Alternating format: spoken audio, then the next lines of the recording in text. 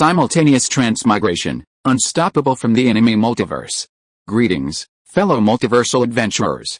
It's an honor to have you back in this saga that has us all hooked.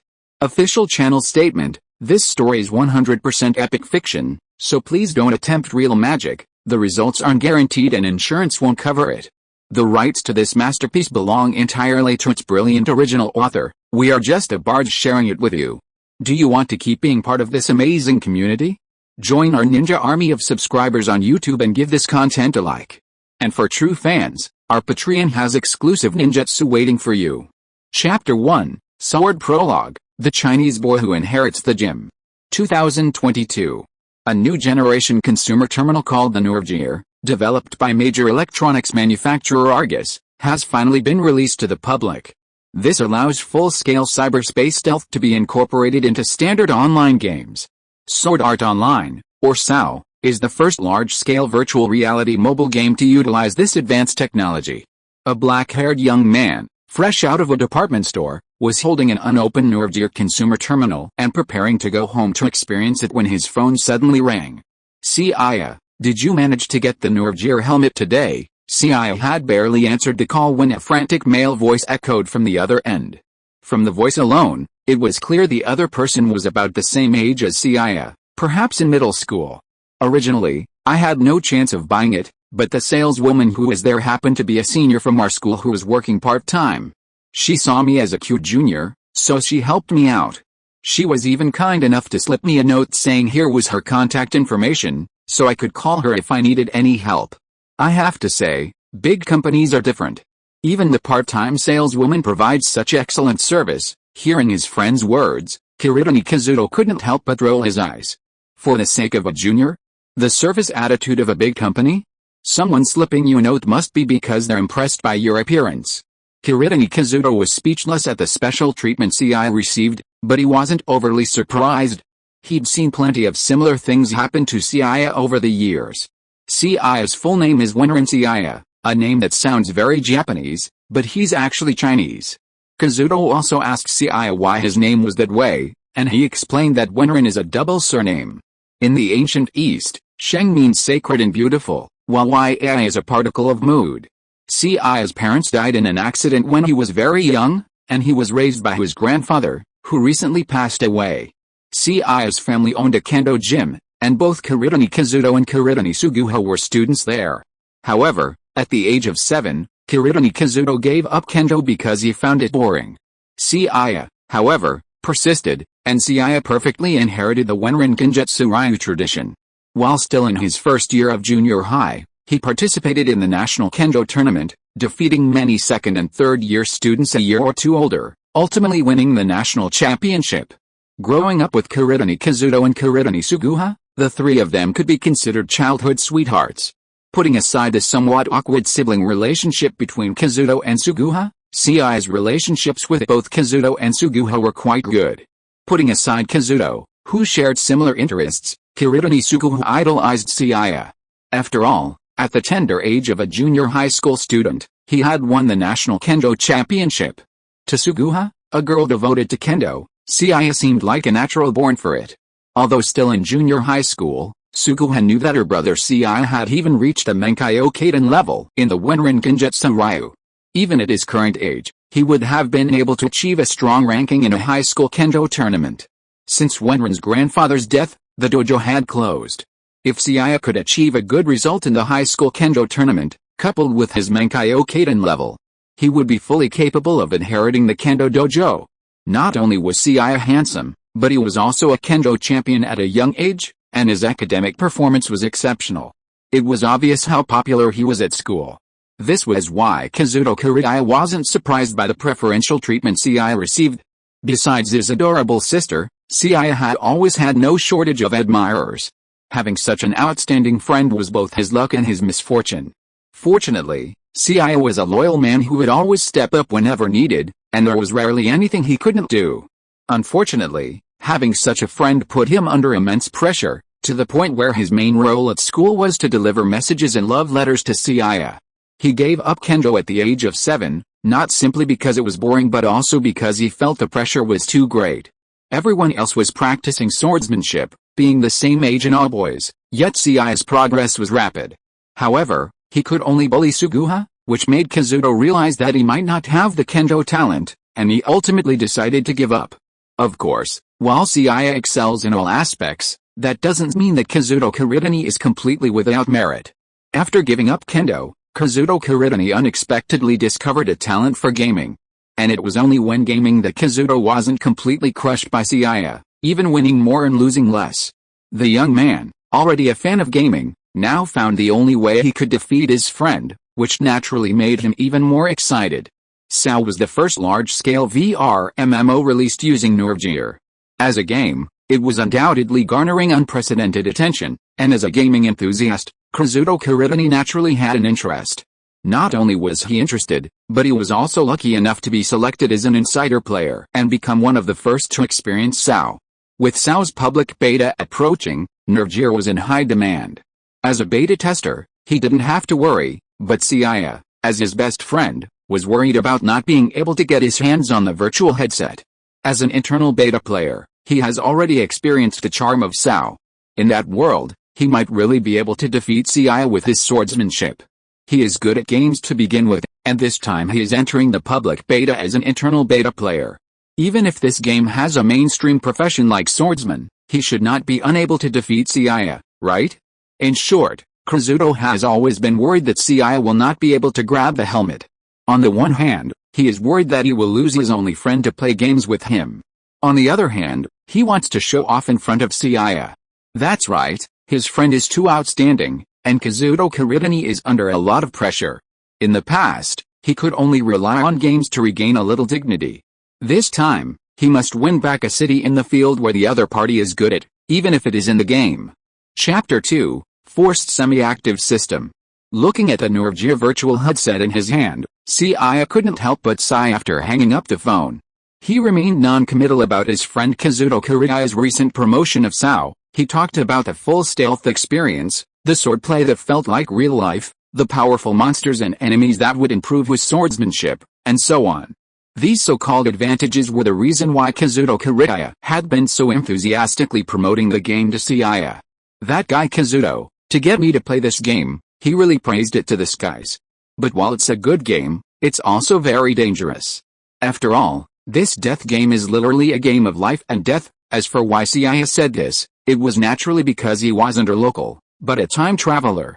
So, he knew exactly what was going to happen.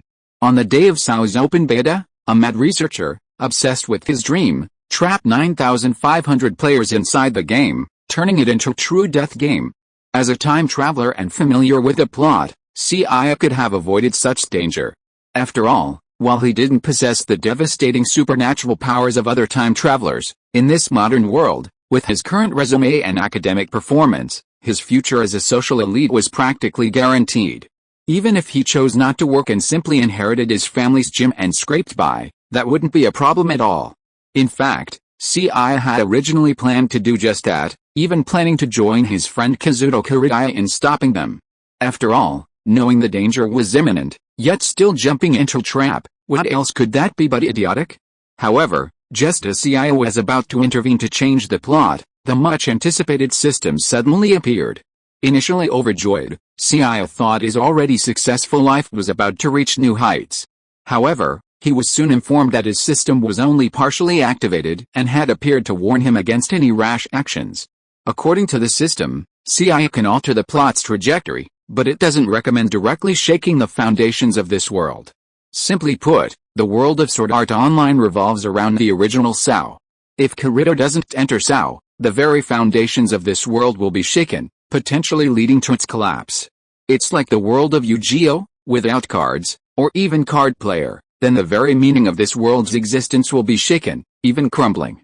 After all, without even the very foundation of the world itself will cease to be what it once was. And if even the world itself collapses, then Seiya, as a member of this world who has traveled to this world, will naturally be equally vulnerable. Finally, after hearing the system's warning, Seiya heeded the advice and abandoned his suicidal thoughts. The reasoning was simple: while allowing Kirito to enter the death game was a bit dangerous, at least there was a chance of survival, and as a child of the world, his chances of survival were quite high. However, preventing this would shake the very foundations of the world, and everyone would be doomed.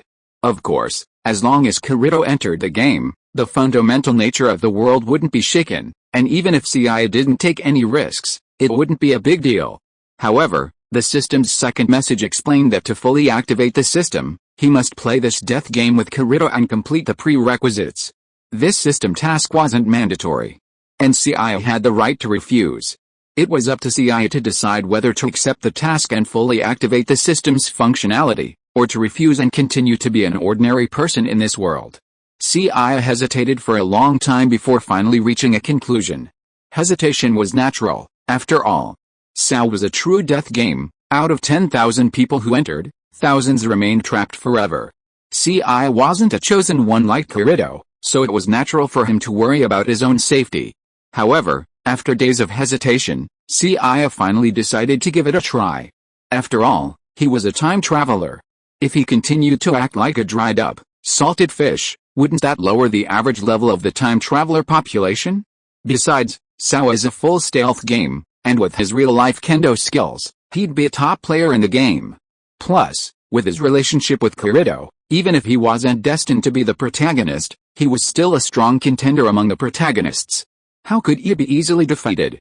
After careful analysis, Seiya felt the idea was promising, so he decided to go for it. After all, even though he'd graduated and be considered a social elite, he was still just a high-class office worker.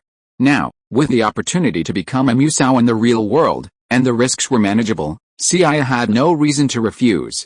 After purchasing the NERvGear terminal helmet, Seiya took the train home. As he walked back to his home, he noticed a figure standing at the entrance to his gym. Waiting there was a lovely girl with black shoulder-length hair and a school sailor uniform. Seeing her stand on tiptoe, about to peer inside, Seiya, who had already approached her, couldn't help but cough as a warning. Ahem, I don't remember Sukuho being the type to snoop into other people's homes.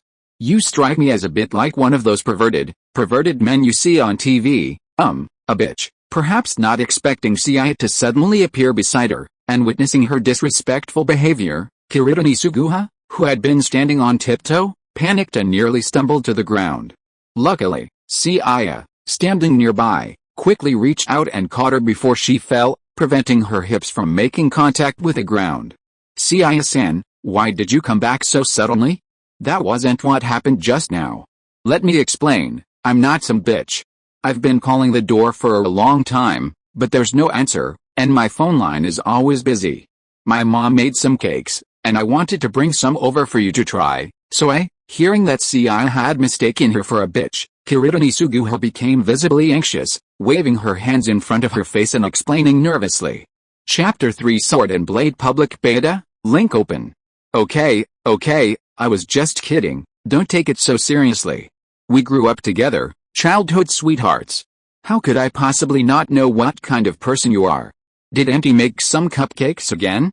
I happened to be at the department store today and haven't eaten anything yet. Since it was newly released, the NERvGear terminal was in high demand. Seiya had lined up early in the morning to play a death game with Kirito. After opening the gym's door, Suguha, following behind Seiya, followed naturally inside and changed into her own slippers at the entrance. Seiya's house was a two-story building. The large ground floor was the kendo gym, while the second floor was where Seiya lived and slept. The downstairs kendo gym was simply decorated. Bamboo swords were placed on a 2-year-old wooden rack. In the center of the hall were 2 large calligraphy works, Famous People and Perseverance. At this time of year, the gym would have been crowded with people practicing swordsmanship, but since Seiya's grandfather passed away, the gym has been temporarily closed. Now, the only people still regularly practicing swordsmanship at the dojo were Seiya and his sidekick, Suguha. Seiya, haven't you ever thought about reopening the dojo? That's probably what Grandpa Winring wanted, right? Looking at the empty and quiet dojo, Suguha's face was filled with dejection.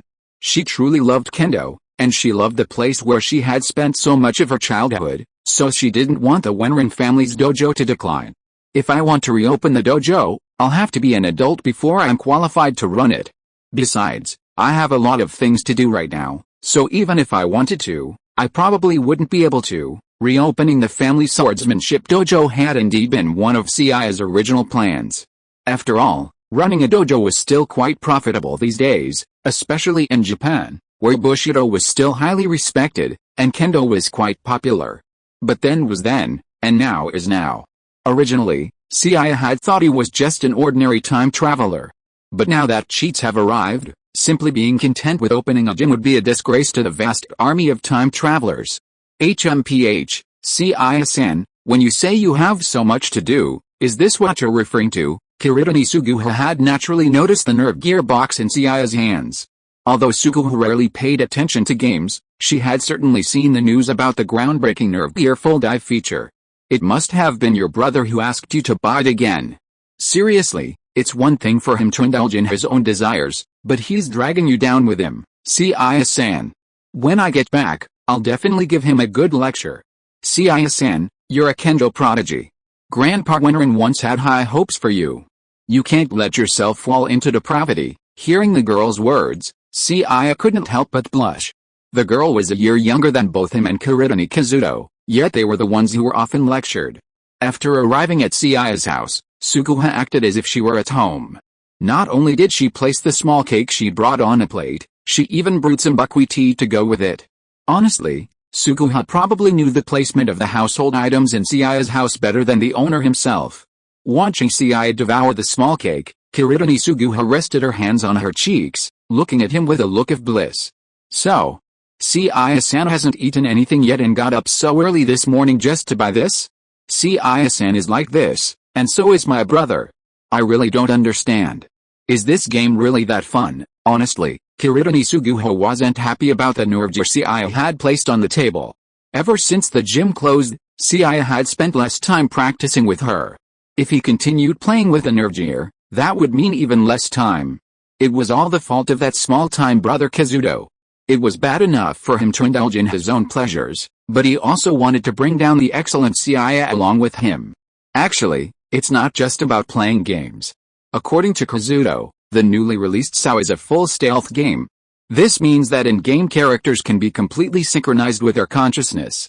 And Kazuto also said that this is a game centered around swordplay, so even real-life kendo masters can excel in the game. I figured since I don't have any suitable opponents in real life anyway, I might as well find a strong foe in the game. In the game, no one would care if I were in junior high, and I could also hone my awareness and reflexes, so I accepted Kazuto's invitation. Upon hearing Seiya's words, Suguha's face suddenly dawned with realization. She knew that Seiya-san was different from her good-for-nothing brother. While her brother played games purely for fun, Seiya-san was truly striving to improve his kendo skills. There was a crucial difference between the two. In that case, I won't say anything. By the way, is the civilian version of NERvGear still available at the department store? The girl, who had initially been quite resistant to NERvGear, suddenly became interested in SAO after hearing Seiya's explanation. And if she thought about it, if she played SAO, wouldn't the time she spent with Seiya-san every day not decrease? In fact, it would increase. The thought of this made Suguha's heart burn with excitement. It should be hard to buy it now, and the SAO open beta is tonight. Suguha, Seiya-san, I have something to do, so I'll be leaving now. After you finish the cake, I'll wash the dishes. Before Seiya could finish his words, the girl in front of him had already left in a hurry. Watching Suguha's retreating figure, Seiya sighed deeply. Seiya knew exactly what Suguha was up to, but honestly, she didn't want her to follow them into SAO. It was a life-or-death experience. However, Seiya felt a sense of relief when he realized how hot NERvGear was right now, and that today was the SAO open beta, suggesting Suguha wouldn't be able to get one. That evening, Kazuto Kirito called, worried that Seiya might stand him up or not know how to use the stealth gear. Shortly after Kirito hung up, Suguha called, regretfully informing Seiya that she hadn't been able to purchase the NERvGear. However, she had already asked a friend to ensure that she, too, would be able to enter the game with Seiya and the others in 2 days. Full dive. After the device was connected, an electronic chime echoed, and Seiya's consciousness instantly entered the virtual game. Chapter 4, Never mind, let's spend some money first. Once upon a time, the earth was blessed by 2 holy trees, black and white, maintaining balance. The dark elves, worshipping the black tree, established a kingdom of Lisla, while the forest elves, worshipping the white tree, founded the kingdom of Carlisio. Led by the tree's blessings and powerful magic, these kingdoms prospered. Beyond these two kingdoms, the human race also established the 9 united kingdoms. However, one day, the elves, seeking an invulnerable body, planned to sever the sacred trees and extract their sap. War erupted, and just as the mages of the two kingdoms were about to unleash their largest attack magic, something unexpected happened. A 10-kilometer diameter halo enveloped the battlefield, severing it from the earth and levitating it into the air. The halo ripped the kingdom's capitals and major cities from the earth, sending countless elves, humans, and dwarves high into the sky, where the discs piled vertically. This event became known as the severing of the earth, and thus, Aincrad was born. This was the background of Sao. After entering the game, Seiya, dressed in linen, appeared on the starting street on the first floor of Aincrad. As bursts of blue light flashed around them, figures like him, dressed in newbie outfits, continued to appear around him. This game features a face-shaping feature, even allowing for gender selection. Therefore, many players spent considerable time creating their characters. However, Seiya, knowing his true identity would soon be revealed, wasted no time, even using his real name for the game. This made him one of the first to enter the game. The starting street on the first floor of Aincrad was vast, but with 10,000 people crammed together, finding someone wasn't easy. Seiya simply typed Kirito into the friend search box, and upon finding the person, he immediately sent a friend request. Not long after, Seiya received a notification that his friend request had been accepted, and Kirito even sent him a message in reply. Seiya, why did you enter the game using your real name? His character's name was Kirito, something Kirito Nikazuto had already told Seiya. And Kirito had been his in-game ID for years, so why hadn't he changed it? Because I think it's too much trouble to come up with a pseudonym. Is it not okay to use my real name? Seeing Seiya's reply, Kirito was speechless, then edited his message. It's not that it's not okay, but wait, you entered the game so soon, you didn't even customize your character's face, did you? Customize your face? What do you mean? It's the face modification module, like making yourself more handsome or something. There seemed to be such a step before, but I thought my face was already handsome enough. So, satisfied with it, I just skipped it all. Seeing the message pop up in the dialog box, Kirito was speechless again. He had originally meant to tease Seiya for being a gaming idiot, but for some reason, it suddenly felt a bit painful. He suddenly realized that the face he'd spent so much time and effort meticulously creating wasn't even as handsome as Seiya's original. Despite his skill and ruthlessness, he was still being silently mocked. You're such a complete gaming newbie. In a game like this, slightly modifying your name and appearance is pretty much standard, right? Not only did you use your real name, but you didn't even modify your appearance. What if you offend someone in game? Or try to become a keyboard warrior? You'll be exposed in no time. As a senior player, Kirito painstakingly explained the basics of the game to Seiya, a complete novice. As he did so, Kirito couldn't help but chuckle.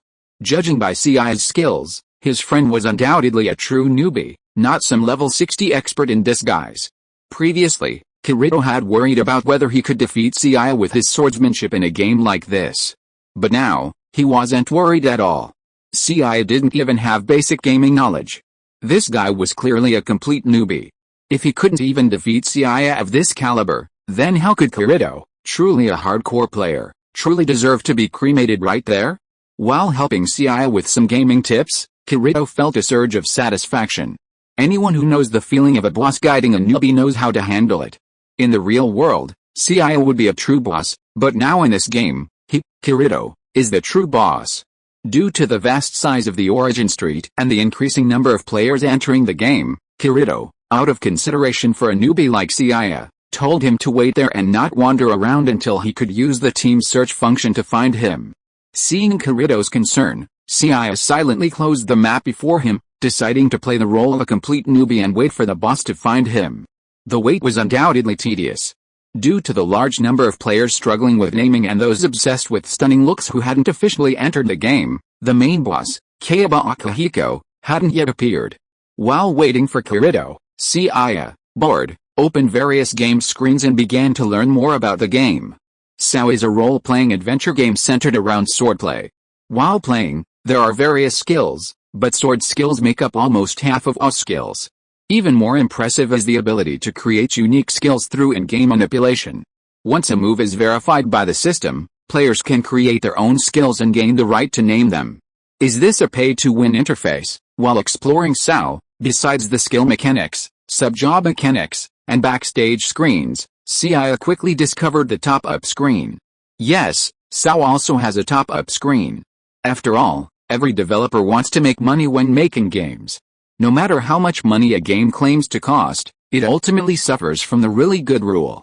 Without pay, how can one create joy and maintain a stable gaming environment? Because Kaiba Akihiko hasn't appeared yet, the programming and coding haven't been modified. SAO is still just a regular game, complete with pay-to-win features. Seiya, looking at the pay-to-win interface before him, hesitated for less than half a minute before quickly entering his username and password. Becoming a Krypton Gold player from the start of Chapter 5? Use your salary to create happiness. Playing without money is a waste of time. Seiya has always believed this. Gaming for the rich and the poor is a completely different experience. With a simple tap of the finger, the wealthy can experience the exclusive privileges of a supreme VIP. The experience of wielding a single sword to stun a monkey and unleash a string of numbers is unattainable for ordinary players. As ordinary players, you either sacrifice your remaining hair by burning the midnight oil, or you can only hope to be the chosen one, a lucky charm, or a gifted and skilled player. Seiya isn't wealthy, but his family's gym and a sizable inheritance from his grandfather ensure he'll have plenty of food and clothing until he's 30. Glancing at the top-up screen, Seiya didn't hesitate, ultimately maxing out the top-up amount and pressing the confirmation button. Aincrad's currency is called Kel, with 3 denominations, gold Kel, silver Kel, and copper Kel, all with a 100 exchange rate. New SAO players start with just 100 copper Kels, which can only buy a rusty iron sword and a small-sized recovery potion. There are a whopping 10,000 players, and while some are undoubtedly heavy spenders, the game is still just starting, and Seiya figures no one will be as crazy as him, splashing out 1 million yen right out of the gate. The Aincrad currency exchange rate is 1 yen for 1 copper coin, meaning 10,000 yen equals 1 gold Kel. Seiya, barely starting out, already has 100 gold Kels in his inventory. Everyone else starts with 100 copper Kels, but he does with 100 gold Kels. What's the point?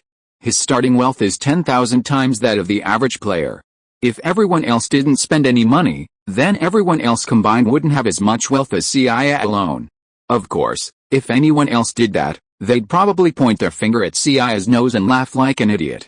But after 4 hours, they'd know who the real idiot was. After 4 hours, this game will become a true death game.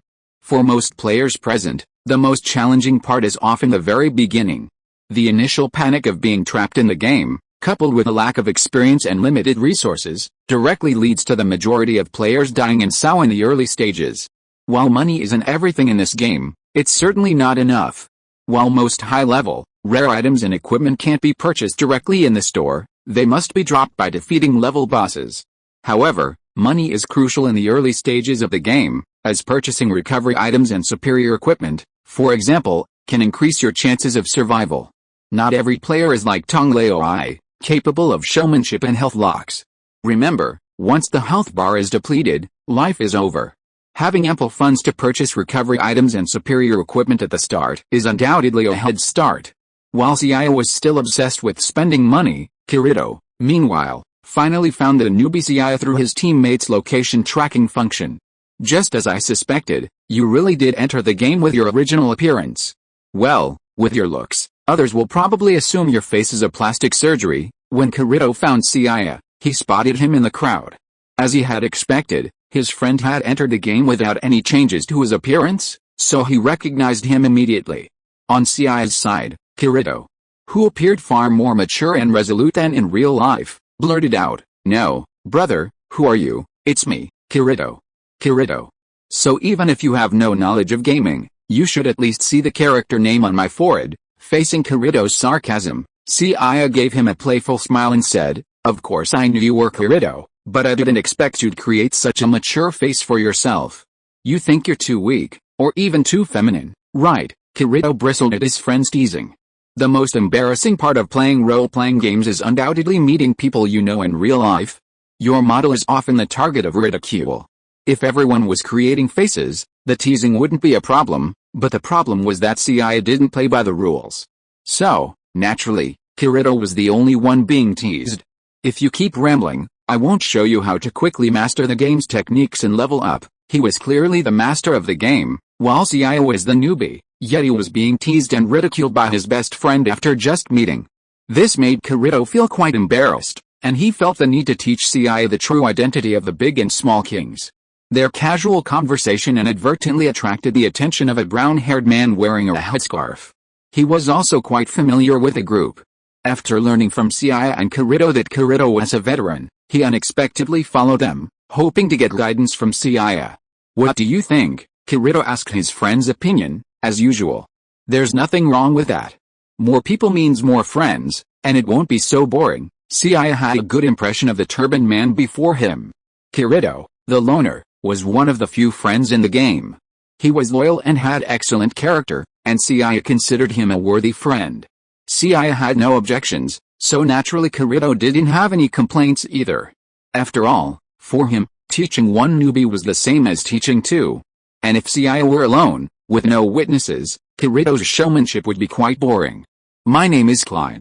I love samurai culture, so when I heard about SAO, a sword-themed full dive game, I immediately bought it." Klein was indeed quite outgoing. After hearing that Seiya and Kirito had agreed to join him, he quickly stood up and introduced himself in a familiar manner. "Just call me Kirito," the socially anxious Kirito replied, clearly overwhelmed by Klein's enthusiasm. "Wenren Seiya is this guy's close friend, I guess. I started playing this game mostly because he dragged me into it. You can call me Seiya. Nice to meet you, Brother Klein." Compared to Kirito, Seiya is obviously much better at socializing. Chapter 6. You call this a newbie? Nice to meet you, Seiya. It seems our personalities are surprisingly compatible. And your face is really well made. Could you please send me a copy of the data so I can tweak the character model? I think the current character's face is still a little different from my real appearance. The familiar Klein put his arm around Seiya's shoulder. Seeing several female characters nearby frequently glancing their way, he suddenly felt that his face, after all, lacked the same aura as his original. No, I see. Klein's face is like an instant acquaintance. This is our first meeting, and I don't have much to offer. Why don't you wait here while I go buy some oranges nearby? Kirito was speechless, watching Seiya and Klein, who had only known each other for a few minutes, already linking arms and engaging in business nonsense, calling each other brother and little brother. He had played a lot of games over the years, but due to his limited social skills, he was always a lone ranger. Seiya, who grew up with him, was the complete opposite. If he were to be sociable, he'd easily become a sales prodigy at any company he applied for.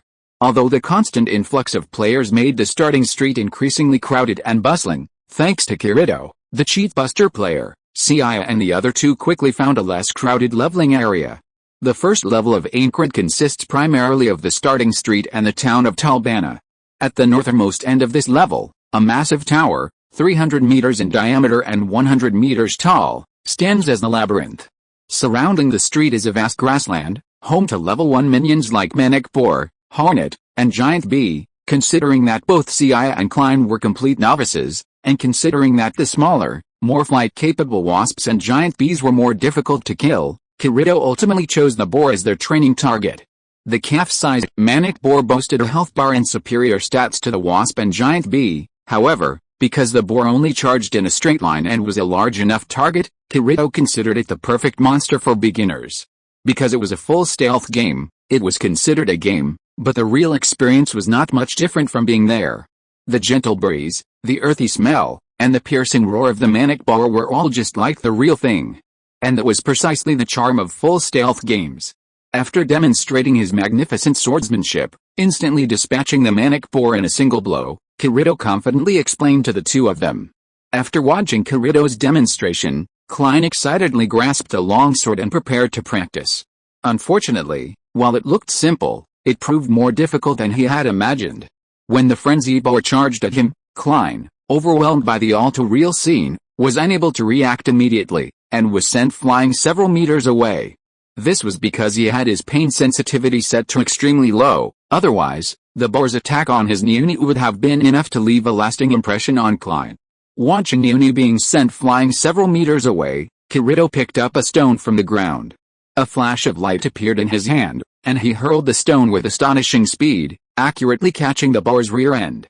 In Sao, there's no magical element, and because skills have a high degree of autonomy, simply striking the starting stance for a sword skill, even the stone I just threw, can trigger it.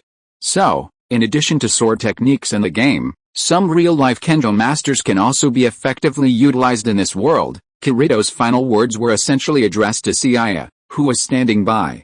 Seiya, already itching to fight after Kirito's words, finally glanced at the manic boar beside him and slowly picked up a rusty one-handed sword. The opening move for swordsmanship, huh? So, watching the manic boar charging towards him, Seiya didn't panic like Klein had before.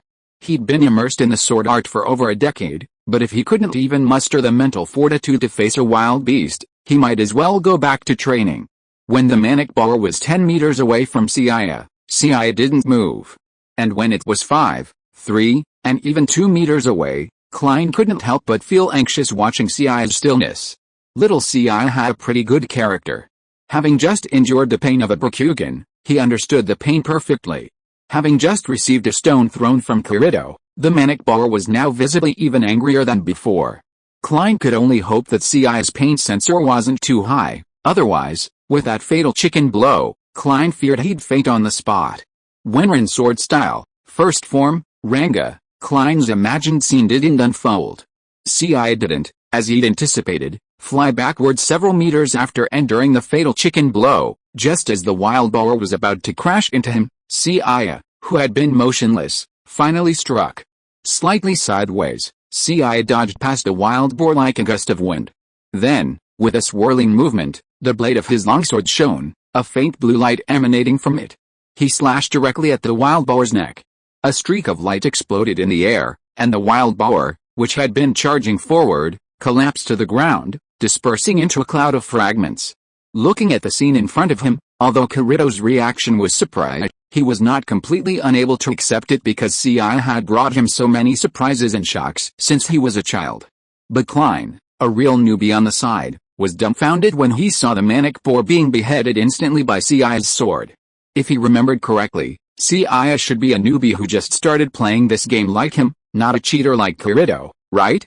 So now the question is, why does Klein now think that Seiya is even more powerful than Kirito?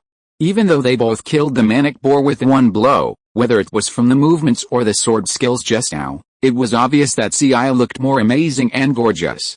Chapter 7 Seiya, are you cheating? Klein, still clutching his crotch, watched the boar's body gradually disintegrate into fragments and vanish. He looked at Seiya with a look of discontent, saying, "Okay, Seiya, I treated you like a close friend, but you're colluding with Kirito to trick me, right? You're actually a beta tester like Kirito." It's no wonder Klein felt this way. If Seiya was truly a newbie, then what was he, Klein, like?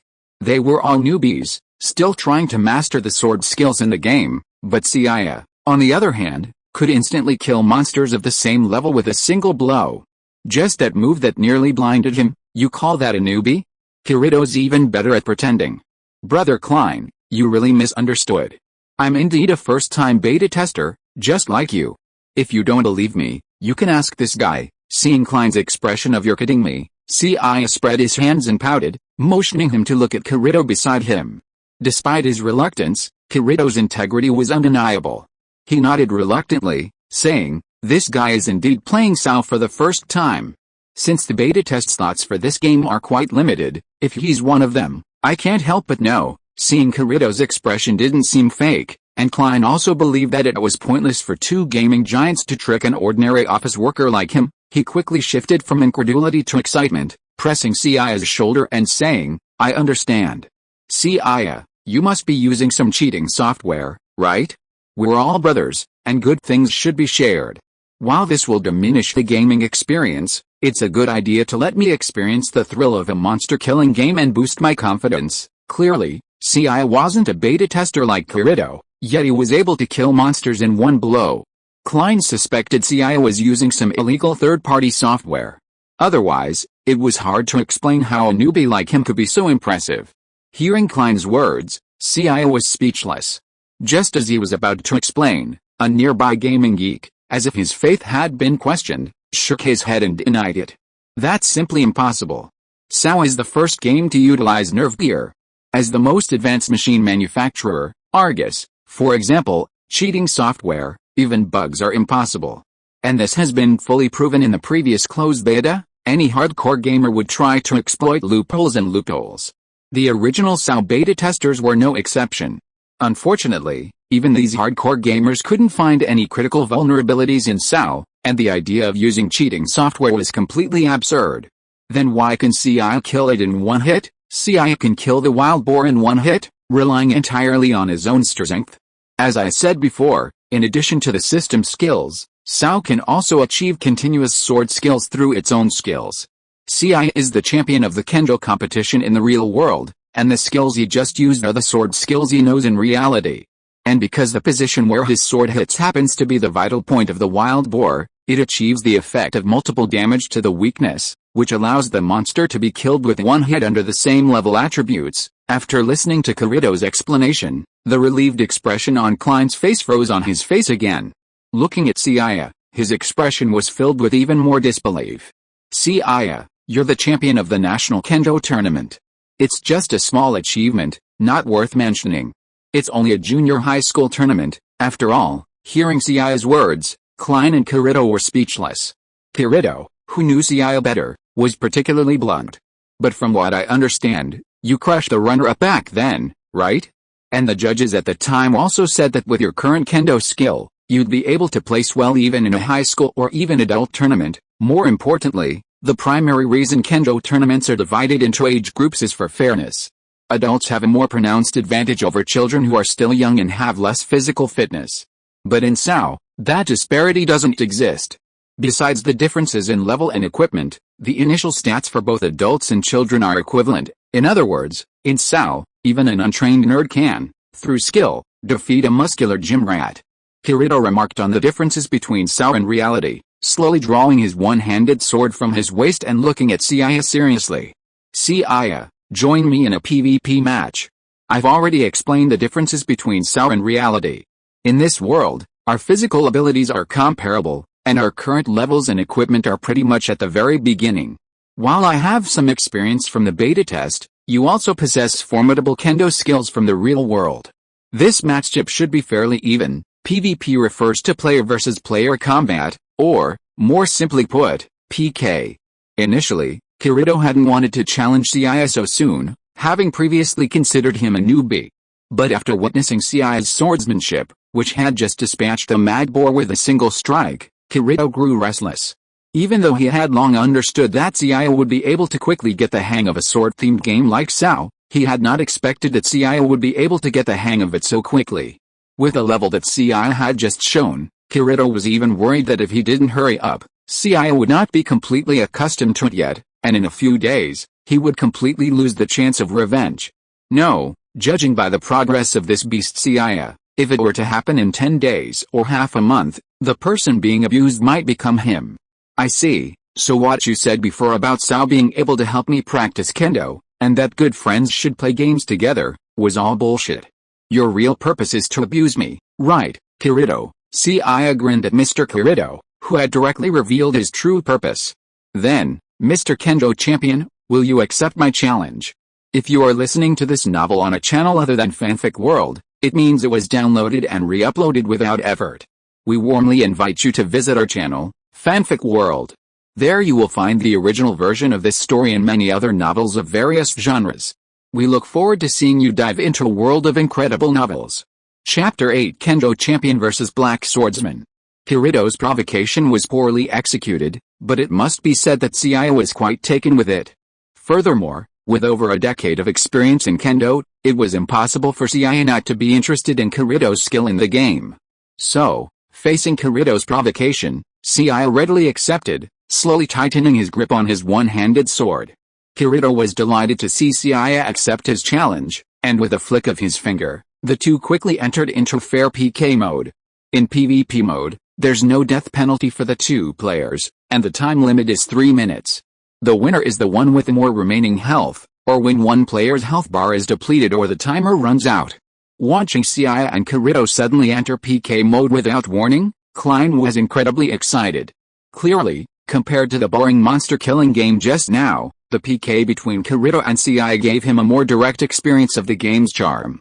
After all, these two players were no ordinary people. One of them was a cheat-buster player in the game's closed beta test, while the other was a kendo tournament champion blessed with exceptional talent. Although both were currently at low levels, this was undoubtedly a duel of peak performance. Sao's system swordsmanship, aside from most general-purpose skills, also required a number of prerequisites. For example, one's level and proficiency with one-handed or two-handed swords must reach a certain level. Therefore, Kirito currently had a limited number of skills at his disposal. But he had no reason to complain. Compared to him, who had mastered the gameplay during the closed beta test, Seiya was completely clueless about the system's swordsmanship. Perhaps Seiya's real-world combat experience and swordplay could generate original skills in this world. However, Kirito didn't believe that Seiya, with his current level and attributes, could unleash all of those skills. Seiya might be powerful, but he hadn't yet fully mastered the game, while Kirito had already played the closed beta test for a full month, and that was his advantage. With a single push of his foot, Kirito's heel blasted with a powerful gust of wind. Almost at the moment the countdown ended, his body shot towards Seiya. Dash, one of Sao's versatile skills, is a short-distance dash available to all classes. Unlike his real-life personality, Kirito in the game is a thoroughly offensive player. Almost immediately after the battle began, Kirito launched the attack, intent on taking control of the action. Using dash, Kirito's speed rivaled that of a real-world sprint champion. In mere breaths, he was in front of Seiya.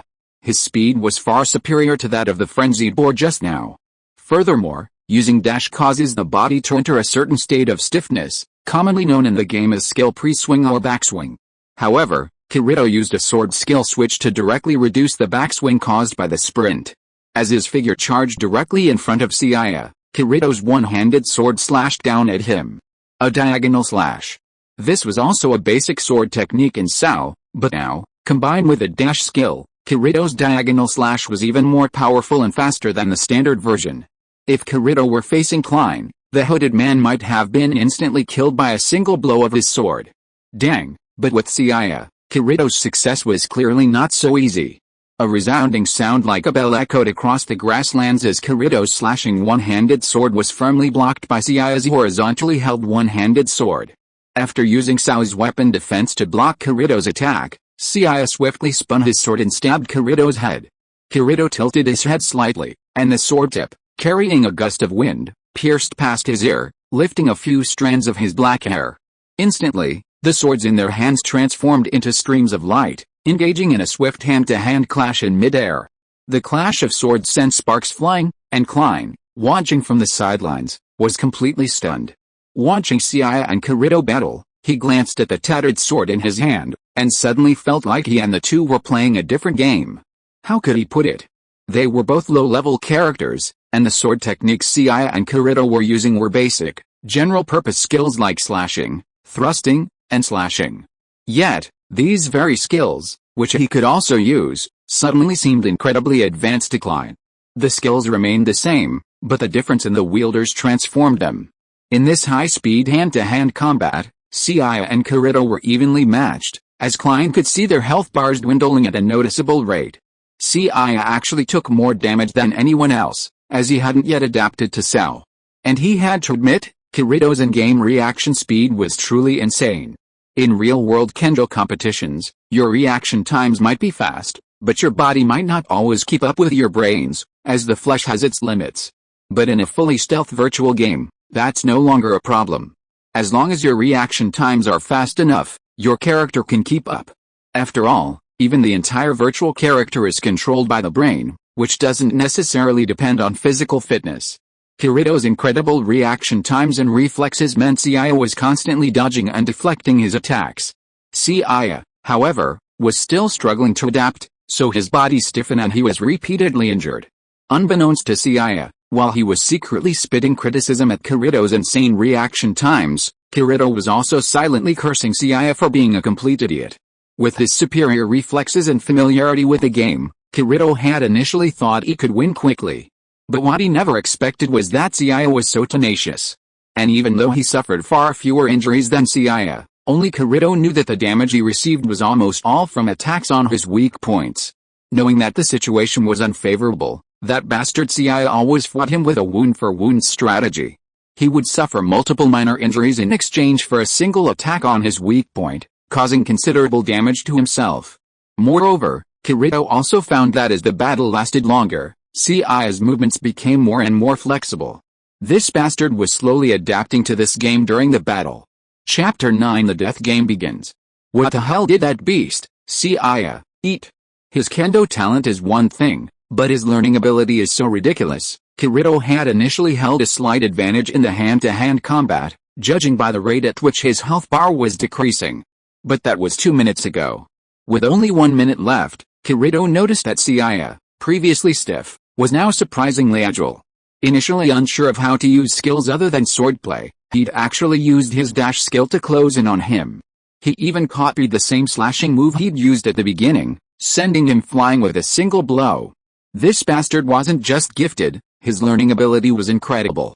Kirito realized that if Seiya continued to adapt and master the rhythm, then even with his quicker reactions, he'd still be the loser.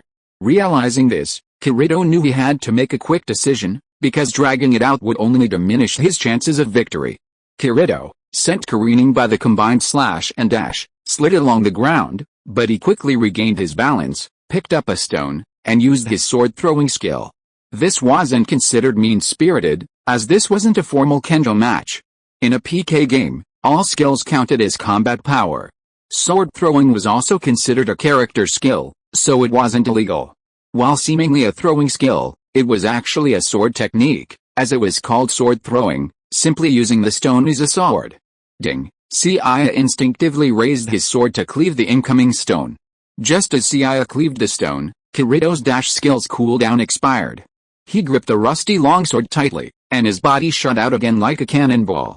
Seiya was still frozen, having just used his sword to cleave Kirito's thrown stone. If Kirito's sword had accurately struck Seiya, even if it wasn't a vital point, it would have been enough to significantly reduce Seiya's HP. However, just as Kirito's sword was about to reach Seiya's body, an invisible wall suddenly appeared in front of him, and the words "unable to attack" appeared. The reason for this was simple: the 3-minute PvP timer had expired. If Kirito attacked Seiya again, it would be considered a malicious PK. As for the final result, although shocking and unbelievable, seeing the word "draw" flashing before them, Seiya and Kirito fell silent. "I should have won this PvP, because even a second longer and I would have hit you." Seeing the final draw, Kirito was naturally very dissatisfied. He had invited Seiya to play Sao, one of his original purposes being to vent his frustrations and beat up those damned life players. But he hadn't expected the jerk, Seiya, to be even more outrageous than he'd imagined. Despite having every advantage, he still couldn't defeat him. That's not entirely certain. How do you know I won't have any last-minute tricks up my sleeve? If you truly can't accept this outcome, then we can try again. It's only 3 minutes anyway. What do you think, Kirito-kun? After a moment's hesitation, Kirito finally declined Seiya's proposal. His reasoning was simple: even before Seiya had mastered Sao, he'd been able to fight him fairly evenly. At the end of the fight, Seiya's movements had clearly become much more agile than before. If a PvP match really took place again, Kirito was almost certain he'd lose. While the final draw left him somewhat disappointed, it was still better than being completely outmatched by Seiya. Could you please consider the feelings of an ordinary player like me? After watching your PvP, I feel like we're not even playing the same game, okay? Kirito-kun is fine, he's a beta tester after all, but Seiya, you... Klein hadn't finished his words when he suddenly felt something strange happening to him. His lower body was vanishing at a visible speed. And he wasn't the only one experiencing this. Seiya and Kirito in front of him were also experiencing the same thing. Is this forced teleportation? But there shouldn't be any such mechanisms or traps around here. What the hell is going on? Kirito, with a look of astonishment on his face, hadn't finished his words before he, along with Seiya and Klein, had vanished from the spot. When they finally realized what was happening, they were already in a large square. As the town bells continued to ring, it was clear that many players had been transported to the same place, similar to what they had experienced. Seeing many others, like them, being transported to the square with bewildered expressions, Klein, still unaware of the seriousness of the situation, excitedly said, "I see. That's the one, right? A lot of games have opening ceremonies to liven up the atmosphere." However, in contrast to Klein's optimism, Kirito felt a sense of unease as he watched the incredible scene unfold. During the closed beta, there hadn't been any such plot or event. And if there really had been an opening ceremony like Klein mentioned, there should have been a game announcement. In contrast to Klein's optimism and Kirito's solemn expression, Seiya simply opened the game menu and stared at the now missing logout button. With a look of astonishment, he said, "Haven't you noticed? The logout button seems to be gone." Seiya didn't bother to lower his voice, and given the high density of people in the square, his words were heard not only by Kirito and Klein, but also by the other players nearby. The players who had previously thought it was some kind of game opening event, now began to panic when they opened their respective game menus and discovered that the game logout button was indeed gone, just as Seiya had said. After all, this was a completely immersive virtual game. If the game couldn't be logged out, how would they wake up in the game? Are we trapped in the game and unable to get out? People tend to follow the crowd, but when the first uneasy words broke out, this feeling of panic spread among the crowd at an alarming speed and spread. Chapter 10. You are so damn handsome. Don't worry, this is definitely just a bug in the game. Once the game management finds the problem, they'll definitely fix it. Some panicked, but there were also calmer players. Even some self-proclaimed beta testers said the situation was probably just a technical adjustment, urging everyone to remain calm. It's impossible. A game as phenomenal as SAO wouldn't have such a simple bug. And it never happened during the beta test. Compared to the other calm players, Kirito felt a growing sense of unease. Maybe it's really like I said, this is the game developer's opening ceremony. They just wanted to surprise the players, so they didn't mention it in the game announcement. Seiya and Kirito hadn't said anything about Klein's words, but someone quickly answered his question for them. A message box, like red bricks, enveloped the entire square at a visible speed. Then, a massive figure, clad in a red robe, its features completely obscured, resembling the Grim Reaper, suddenly appeared in midair.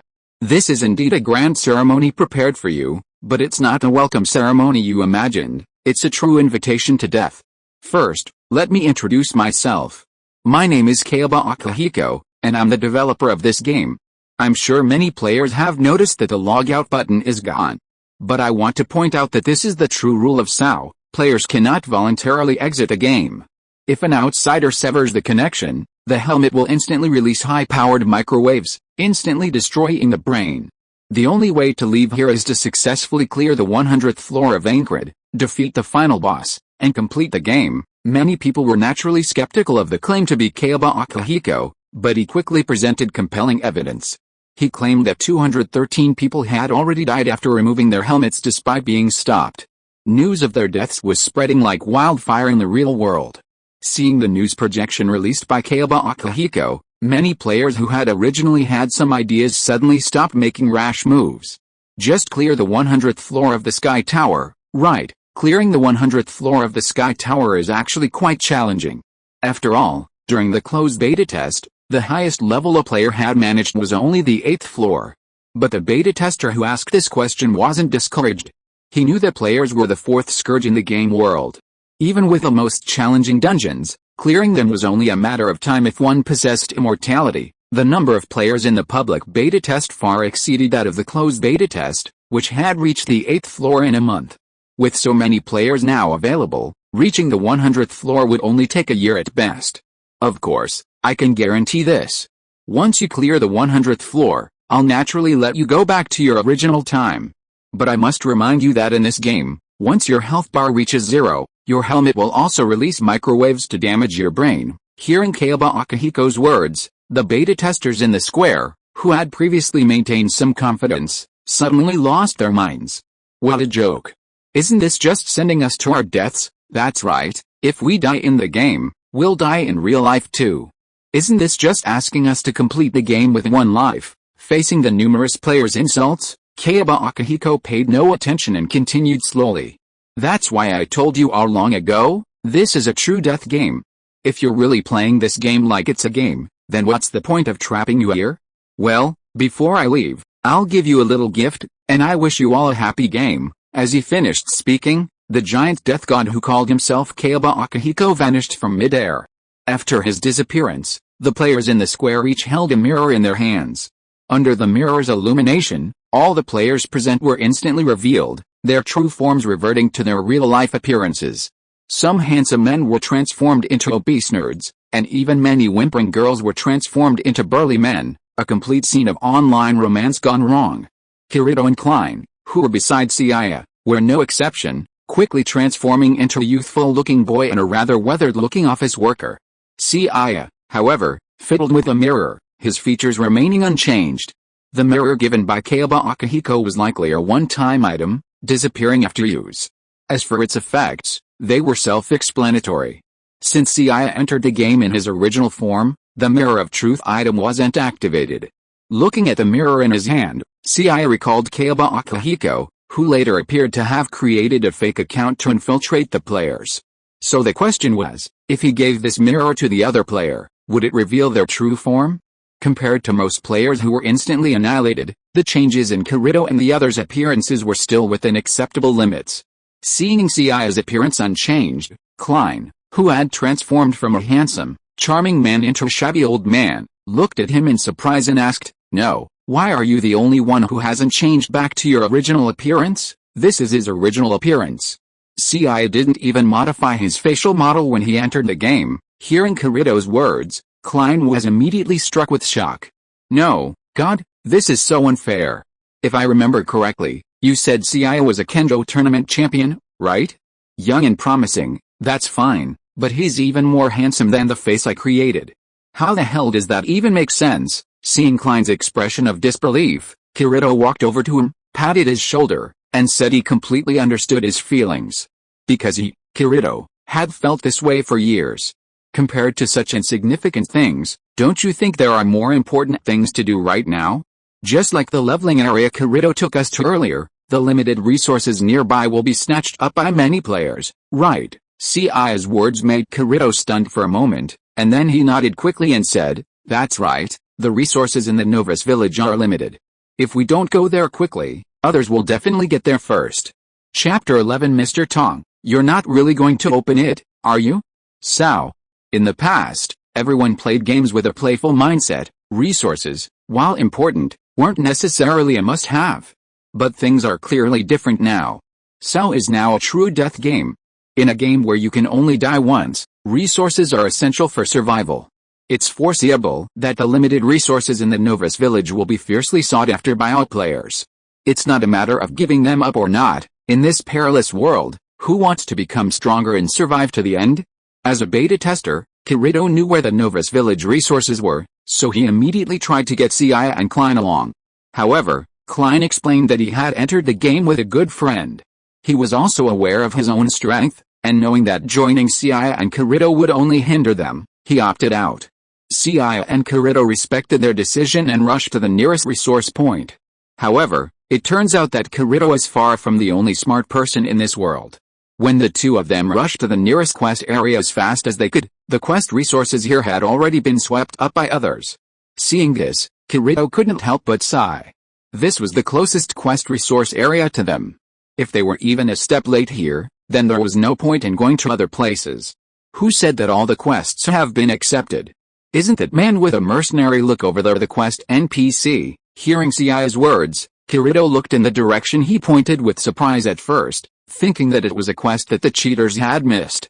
However, when he saw who Seiya was referring to, a look of disappointment fell across his face.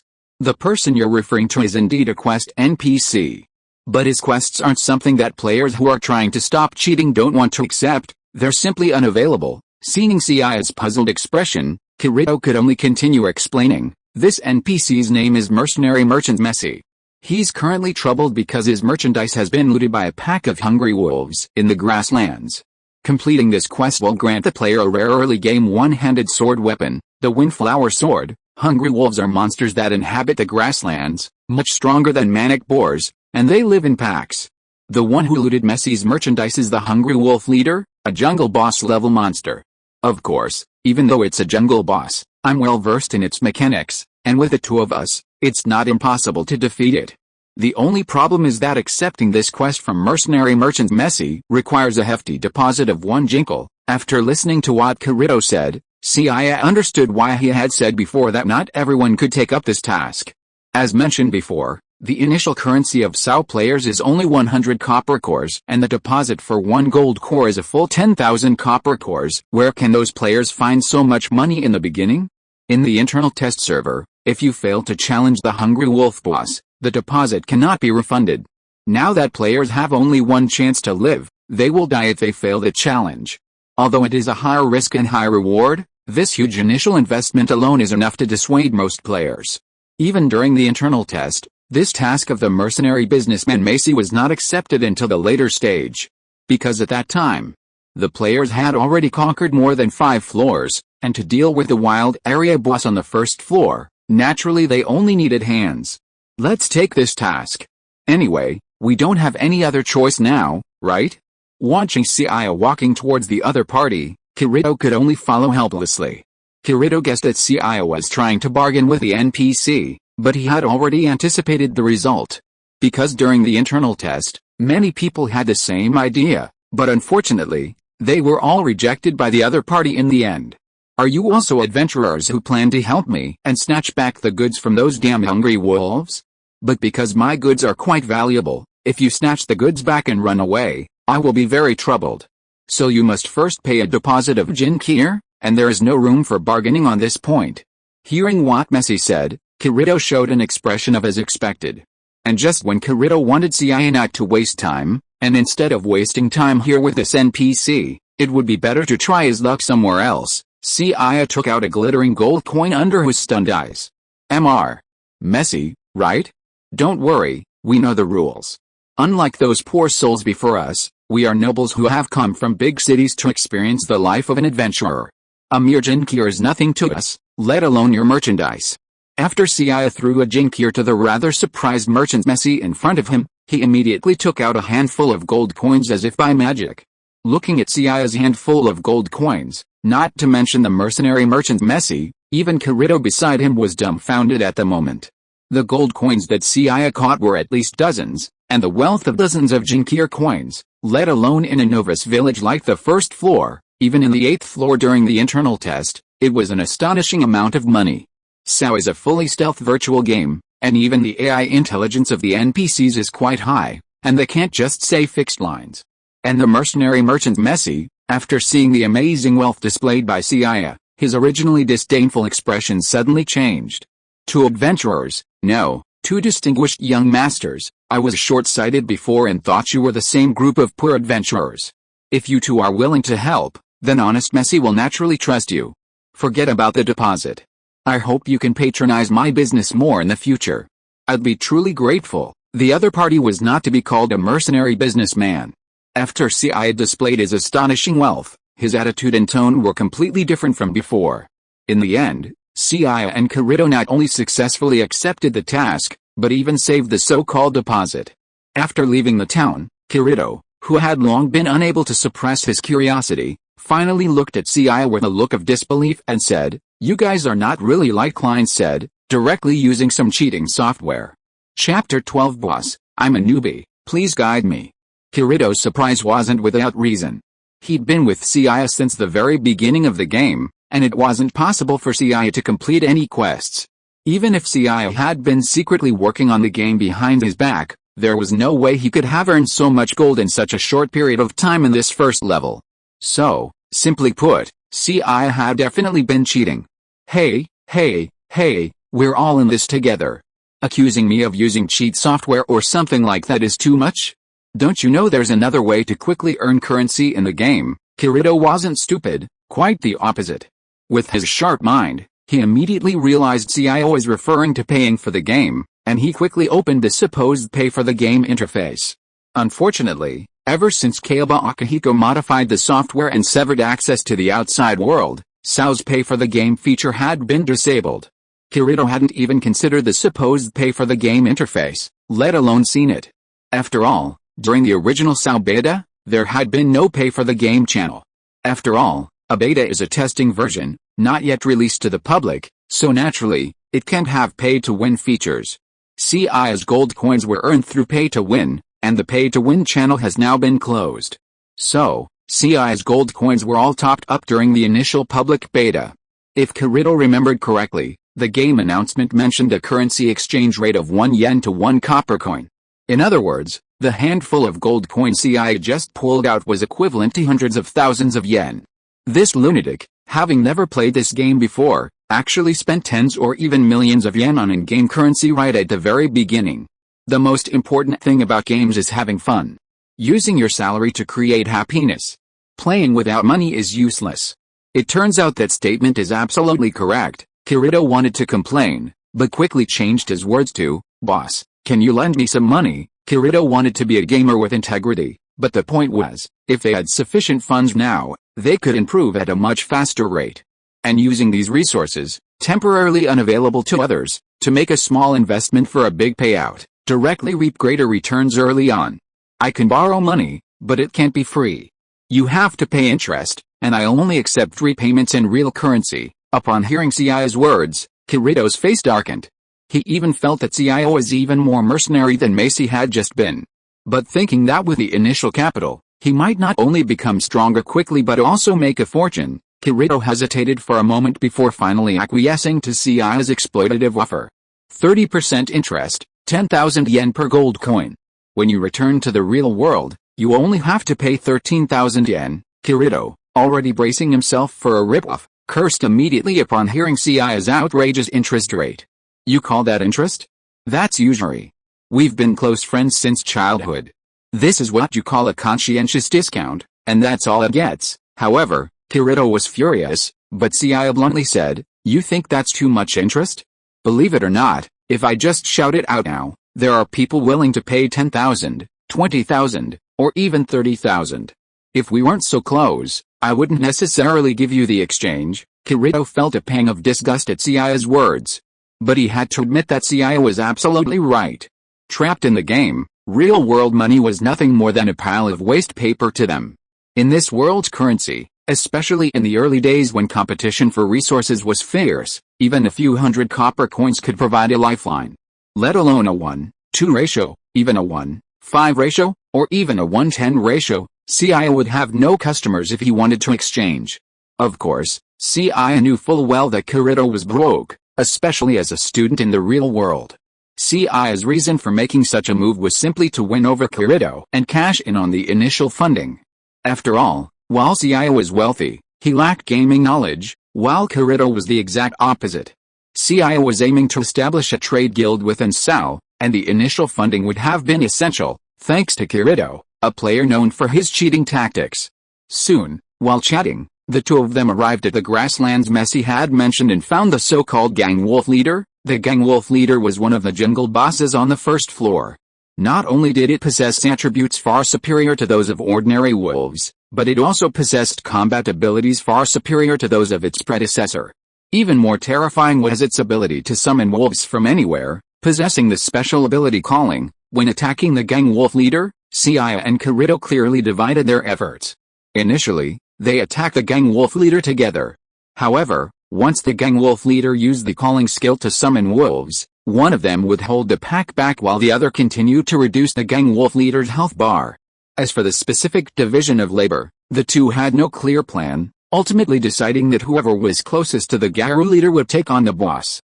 As Seiya slashed at the Garu leader's kidneys, the Garu leader, his health bar reduced to half, let out a heart-wrenching wolf howl.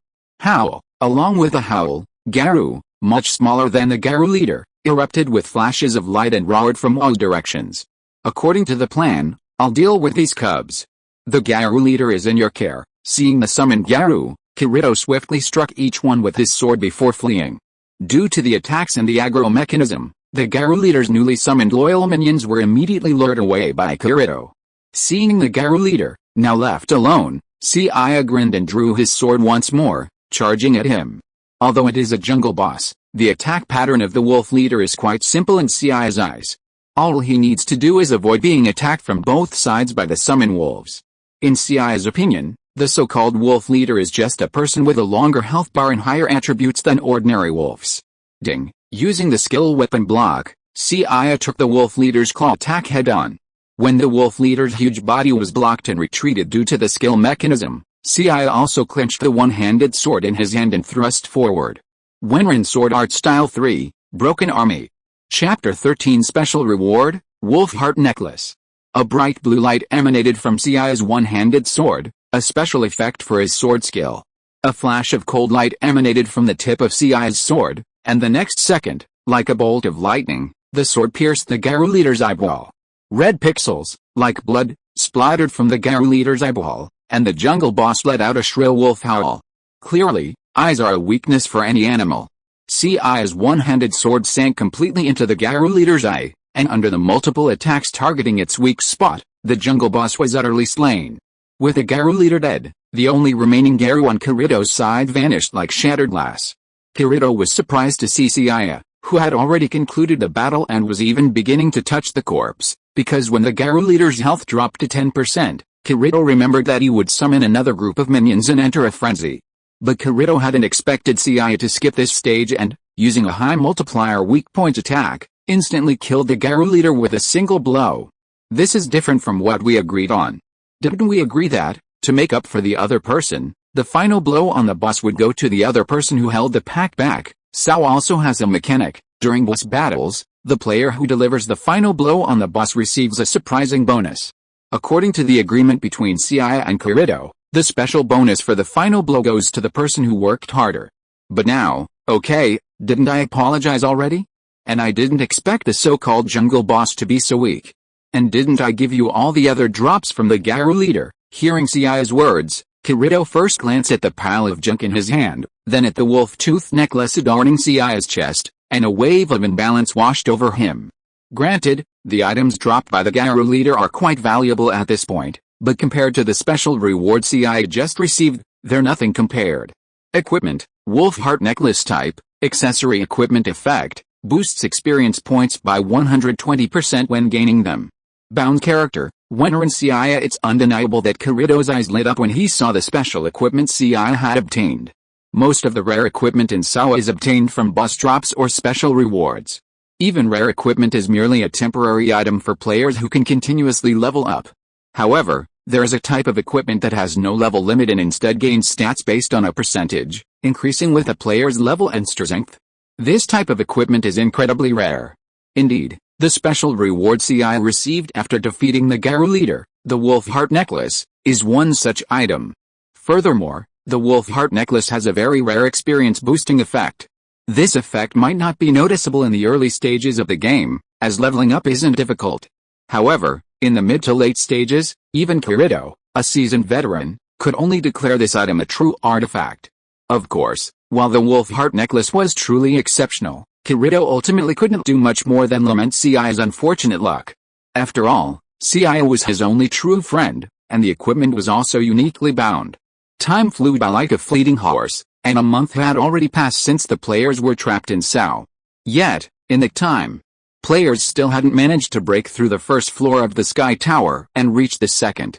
Consider that, in the SAO closed beta, players had already reached the 8th floor in the same amount of time. Logically, experienced beta players should have been able to clear the game faster this time, but that wasn't the case. The reason for this was simple. During the closed beta, players were able to clear the game quickly because they were reckless. As gamers, they were inherently immortal. If they failed once, they could challenge again, 5 times, 10 times, with no problem. No matter how invincible the floor boss was, it couldn't withstand their relentless barrage. But the situation now is completely different from the beta test. Now, they weren't playing a game anymore, they were playing their own lives. Previously, they were immortal, but now, a single death meant true death. With this fear, their progress naturally slowed significantly. Due to this slow progress, a boss clearing meeting will be held today at Torbana Square on the 1st floor. The person who convened this meeting was a handsome, blue-haired man named Diable, and the invited guests were all well-known players who were currently at the top of the clearing process. That CI guy, he said he was busy and asked me to come first. He's late for such an important strategy meeting. What the hell is he up to? For the past month, Seiya and Kirito had mostly worked together, but after thoroughly understanding the game's mechanics, Seiya began to frequently act alone. Since completing the mission with the mercenary businessman Seiya and Kirito not only received the Windflower Sword as a reward, but Seiya also gained a certain friendship with Messi under the guise of a noble son. With his eloquence and a generous initial startup capital, Seiya secured some resources and connections from the businessman Messi and has begun building the prototype of his own business. Originally, with intelligence on the boss on the first floor, Kirito was confident they could team up with Seiya to defeat him. However, his friend had been distracted by his work, becoming more obsessed with business than clearing the game. This was why Kirito had to attend the boss meeting today. As the initiator of the strategy meeting, the blue-haired player spoke eloquently under the gaze of the crowd, showing the qualities of a leader. Just as everyone nodded and prepared to follow their opponent's battle plan, a hedgehog-haired player named Yao suddenly jumped out of the crowd and put a heavy accusation on the so-called cheaters. According to Yao, the large-scale deaths in the death game since its inception were largely due to the excessive selfishness of the cheaters. Chapter 14 Holy Izzy, who is called a saint. Just like Kirito and Seiya's previous quest, the resources on the first floor of Aincrad are limited. This time, nearly 10,000 players have flooded in. In this death game, being able to seize the initiative and obtain valuable resources naturally greatly increases one's chances of survival. Compared to ordinary players, the closed beta players, who have already experienced the game in the beta test, are naturally more familiar with where the early game resources are. A player named Kiba suddenly appeared to condemn the closed beta players for their selfish pursuit of limited resources. This directly deprived the already struggling ordinary players of even a chance to eat. Therefore, Kiba urged the closed beta players present to apologize to the ordinary players who died. As Kiba spoke, he subtly glanced at Kirito's position. Clearly, he knew Kirito was a closed beta player, but it was unclear whether there was any grudge between the two. Hearing Kiba's words, the crowd felt a mix of emotions. Many beta testers, like Kirito, kept their heads down in silence, while the ordinary players, clearly spurred by Kiba's words, felt a sense of shared hatred. A large, dark-skinned man sitting in the crowd frowned slightly at Kiba's words, pulling out a small notebook. Just as he was about to speak, someone behind him burst into laughter. Hearing the laughter from the crowd, Kibao, feeling humiliated, was now furious, glaring at the black-haired boy who had laughed. The man, a seemingly young boy with black hair and dark eyes, stood high up in the back, his arms folded. He looked at Kibao as if he were watching a clown's performance. "Kid, what do you mean by that? Do you think I'm wrong, judging by his appearance?" Kibao looked like a seasoned adult. His weathered appearance certainly indicated he wasn't a student. Compared to Kiba, Seiya, who had just burst into laughter, looked no older than 15. To Kiba, he looked like a brat.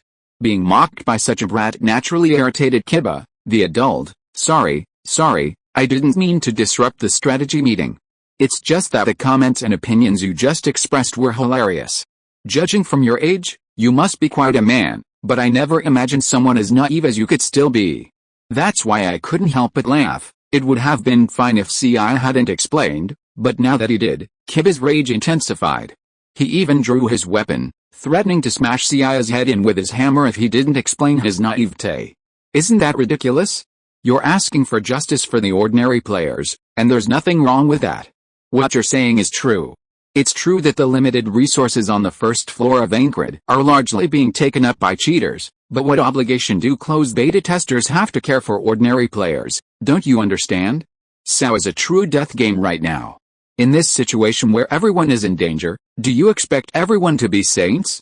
In the vast desert, would you selflessly share your limited water with others? Seiya's words instantly silenced the furious Kibo.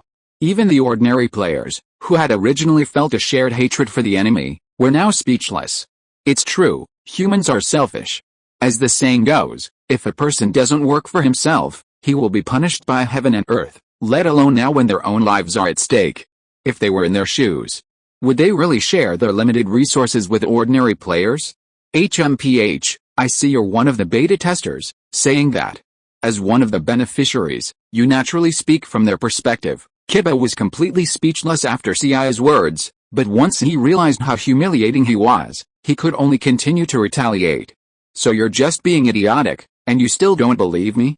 In a strategy meeting like this, unity is the most important thing, and yet you, an idiot, start by provoking a conflict between the regular players and the beta testers. If you're so fond of moral blackmail, why don't you share your equipment and belongings with everyone? After all, there seem to be quite a few people here whose level and strength are inferior to yours. Kiba, seeing the argument between Seiya and Kiba escalate, Diable, the initiator of the meeting, was forced to step in and act as a peacemaker. This young man is right. Whether you're a regular player or a closed beta tester, our primary goal right now is to defeat the floor boss and escape this death game as quickly as possible. Therefore, the most important thing for everyone right now is unity. As for other matters, we can discuss them later. Mr. Kibo, and this, just call me Seiya, Mr. Kibo, and this young man called Seiya, please give me some respect and discuss defeating the floor boss first. Diable smiled, acting as a peacemaker. His expression appeared polite, but inwardly, he was cursing Kibo for meddling. Seiya? Are you talking about the Seiya from the Wenrin Chamber of Commerce? Just as Seiya announced his name, Agile, the swarthy man who had been about to speak, finally found his opportunity to interrupt, pulling out a small notebook and asking. Agile's reminder also prompted many of the people present to pull out their notebooks, as if on cue. Then, with expressions of surprise, they looked at Seiya before them and exclaimed in surprise. No way, is it really Wenrin Seiya? Is this the real person? I thought Seiya of Wenrin Chamber of Commerce was an entrepreneur, but I didn't expect he was such a young boy. Indeed, compared to Kirito now, Seiya's name is quite famous in Sao today. And Kibo, who had always been quite displeased with Seiya, was speechless when he learned that Seiya was the saint. In Sao, some extremely famous players are given strange titles.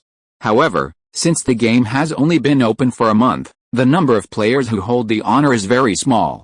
Kirito is not yet a black swordsman, but Seiya has already gained considerable popularity and is known as the saint. If you are listening to this novel on a channel other than Fanfic World, it means it was downloaded and re-uploaded without effort. We warmly invite you to visit our channel, Fanfic World. There you will find the original version of this story and many other novels of various genres. We look forward to seeing you dive into a world of incredible novels. Chapter 15, In order to pick up girls, you actually stabbed me in the back. If we were to ask which players in Sao are currently the most helpful for progressing through the game, then Rat and Saint would definitely be top of the list. The Rat, Argo, is also a closed beta player, and specializes in intelligence. In addition to exclusive intelligence, he's compiled a beginner's guide containing in-game tips and beta test intelligence, which he distributes to all players for free. Because Argo is an intelligence agent and operates in a mysterious manner, no one even knows what she looks like. She's nicknamed Rat. The so-called Saint is another player mentioned in the beginner's guide by Rat. The guide states that any new player can borrow a certain amount from the Saint. While the loan amount carries a hefty interest rate of over 30%, it can be repaid later. The reason why Seiya, despite charging such high interest rates, is called Saint is simple. It's because Seiya's loan terms are extremely long and he's unpredictable. While the interest rate may seem high, the risk to Seiya is also significant. If the borrower dies, Seiya loses all his money. Even if the borrower later repays, Seiya only earns a 30% profit. While gambling pays 100% to 100, Seiya either loses everything or earns only 30% interest. With this disproportionate income and expenditure, many people believe Seiya is simply losing money. Furthermore, for many new players with no resources at the start, Seiya's loans significantly increase their chances of survival. This is why Seiya earned the nickname the Saint. However, since players are still on the first floor of Aincrad, and without the qualifications to open a shop, Seiya's so-called famous merchant guild is still in its infancy. Even if players seek a loan from Seiya, it's entirely up to chance to meet him. Consequently, many people, while aware of the Saint, don't know what he looks like. However, the beginner's guide provided by Rat states that the Saint is a public beta player, not a closed beta. Therefore, most people speculated that the sage must be an exceptional entrepreneur, otherwise how could he have amassed enough money to lend to others in such a short time? Whether it was the Rat or the sage, they certainly had their own agenda in helping other players. But it's undeniable that their contributions to the players have significantly reduced the game's mortality rate. If it weren't for the Rat's beginner's guide and the sage's loans, perhaps the number of players who died this month wouldn't be 1,000, but 2,000, or even more. Kiba, standing beside Diable, felt a sharp pain in his face. He had previously mocked Seiya as a selfish closed beta player, But he never imagined that the other party would be the renowned sage. Moreover, according to intelligence, the sage was also a public beta player, not the cheater he had claimed. Alright everyone, as you've seen, now even the renowned saint has joined the clearing team. I think everyone should be even more confident about this plan, right? Without further ado, let's follow our previous agreement and form teams with people we know well. Blue-haired Diable was clearly quite scheming. Realizing Seiya was a highly respected player, he immediately spoke up to solidify his leadership position. Kirito, already socially anxious, glanced at his only friend upon hearing that he had to team up with others to participate. Seiya-san, join us. We'll definitely work well together, Seiya. Come join us. My sister and I are in need of a captain who's skilled at commanding. Looking at Seiya, surrounded by so many people, Kirito felt like cursing. He'd always thought Seiya was only popular in real life, but he hadn't expected him to be just as popular in the game. He was clearly a die-hard gaming geek, and Seiya, aside from being a bit richer, a bit more handsome, and a bit more quick to learn, what else could he compare to? Why was a mere newbie being adored by everyone, while he, a top player, was ignored? But Kirito soon realized he wasn't the only one being left out. Not far away, a figure draped in a tattered cloak, also exuding a sense of indifference, quickly caught Kirito's attention. Figuring they were all socially anxious, they might as well team up, Kirito finally mustered up the courage to approach the player. Ding, player Kirito has invited you to team. Do you accept? Ding, player Asuna has joined the team. Seeing the player didn't refuse, Kirito breathed a sigh of relief. Seeing the name on the team list, he suspected it was a female player. Just as he was about to greet his new teammate, Kirito was surprised when the player spoke first. Is what they just said true, Kirito? Is it what they just said, that any new player can borrow money from that saint? The voice from beneath the cloak was indeed a woman, and she sounded relatively young. And from the question, Kirito could instantly tell that his temporary teammate was probably another public beta player, and most likely, like Seiya, a complete novice who knew nothing about the game. You want to borrow money from Seiya? There's no doubt it's true, he has some integrity after all. But from what I know about him, he's never one to do anything without a profit. If you don't absolutely need it, don't ask him for money. It's definitely a trap. After all these years of knowing each other, Kirito had a pretty good idea of his bad friend's character. Not to mention being a complete villain, but Seiya was definitely not a saint. He was always the one taking advantage of others. How could he be so generous and selfless as to lend money to others? While others might think Seiya is losing money, Kirito, who knows him well, knows he's secretly making a killing. Hey, we're close friends, brothers, and I just pushed so many team-up invites to you. And you're backstabbing me just to pick up girls for yourself. That's really going too far, Kirito-kun. Chapter 16 You must be the famous Benzuna. Miss, my name is Winrin Seiya. I'm kind of this guy's friend from childhood. Kirito's friends are my friends. If you'd like to borrow money, I can give you the maximum amount. And I'll accept repayments in both real-world currency and SAO currency. Although the figure sitting next to Kirito was now shrouded in a cloak, Seiya knew their identity well. Not only was they wearing a cloak, but even when they were naked, cough, the famous Hanzuna. Seiya, having read many of their works, recognized them instantly, even with a cloak obscuring their features and figure. You're willing to lend me money? And you can repay it in real-world currency? Are you so sure we can leave this death game? Seiya's words surprised Asuna. From what those people had said, borrowing money from Seiya seemed to come with a certain limit, and they had never heard of repaying debts in real currency. If this were in the SAO world, perhaps a contract could be signed to prevent the other party from defaulting on their debt. However, if the debt could be repaid with real money, then that meant they could wait until they returned to the real world to repay the debt. But wouldn't they be afraid that they would default on their debt once they returned? After all, contracts in the game world have no binding force on those who have returned to the real world. That's why I just said, Kirito's friends are my friends. Since they're friends, they deserve special treatment. You can borrow as much as you want, as long as it's within my means. As for your second question, my answer is that we will definitely conquer this game and return to the real world. Don't ask me why I'm so confident. If I don't even have that confidence, then what's the point of lending money, whether I can get it back or not? Just kidding. Seiya knew that Asuna was a beautiful, wealthy woman in the real world, and the possibility of her defaulting on her debt was infinitesimally close to zero. As for why he was so sure they could return, that was just nonsense. He was a time traveler. Of course, Seiya's current rhetoric persuaded Asuna, leading her to believe that Seiya's actions were also a way to give her the confidence to persevere. Asuna understood this feeling. After all, she had experienced a similar period of confusion when she was first trapped in the game. If you don't know how to persevere, then creating that confidence is key. Asuna saw Seiya's ability to lend so much money to others and then return to the real world alive to collect the debt as their motivation and belief in their continued existence.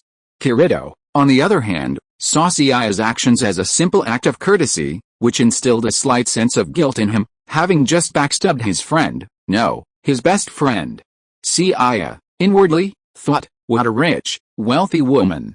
Asuna is unlike poor idiots like Kirito. He would be truly remiss not to seize this opportunity and cash in. In a restaurant in Talbana, Seiya, sitting across from Asuna and Kirito, was speechless as he watched them feasting on their food.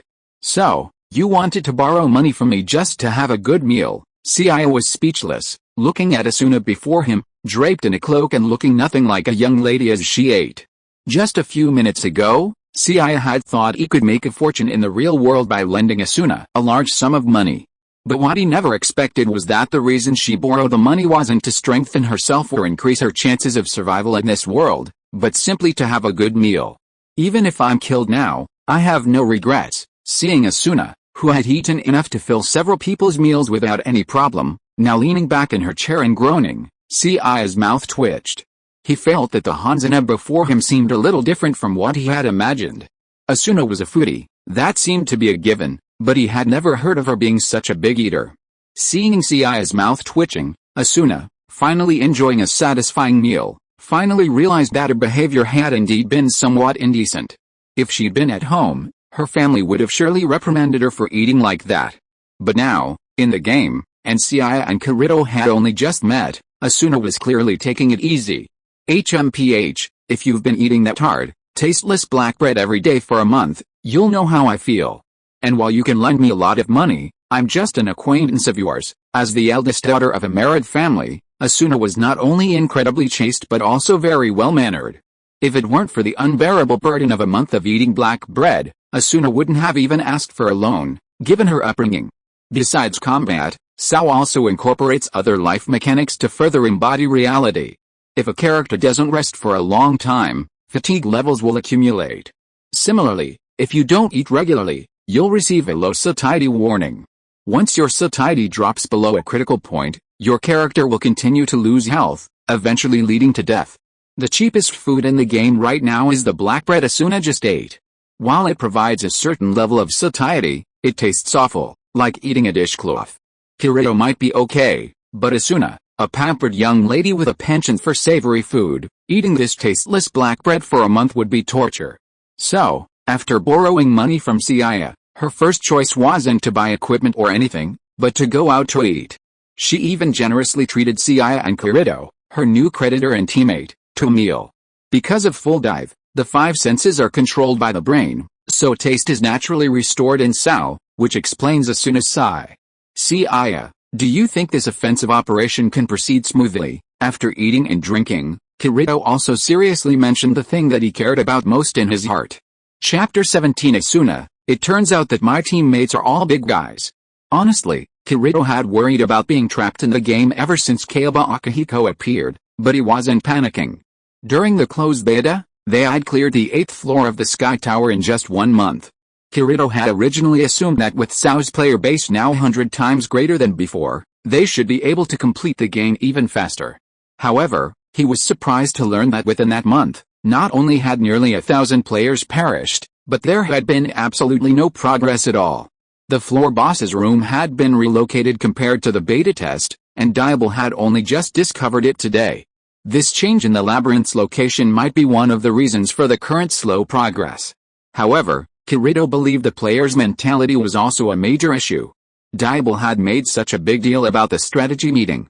If they could successfully defeat the floor boss, that would be a positive development, but if they failed, the players, already terrified of the labyrinth, would likely be even more hesitant to face it. In even more serious cases, They might be trapped on the first floor for months, half a year, or even longer. It's hard to say. While the beginner's guide does contain information about the first floor boss, the kobold, it's true. But compared to the closed beta, the floor boss's room location has changed. Who knows if his skills and mechanics will change, and what happened today? I think you saw it too. That idiot called Kiba was already stirring up conflict among the players before the battle even started. And he still wants to fight together? I don't think Diable, who organized the meeting, is just a simple guy either. He's organizing everyone to take on the boss, probably not only to boost player morale, but also to build his own reputation. After all, if we successfully defeat the first floor boss, we'll be considered pioneers. And as a leader, if he wants to recruit troops later, with the added fame, many people will naturally follow him. After Seiya's analysis, Kirito and Asuna mostly agreed, but they felt that Seiya was assuming too much about everyone else. They were a bit confused.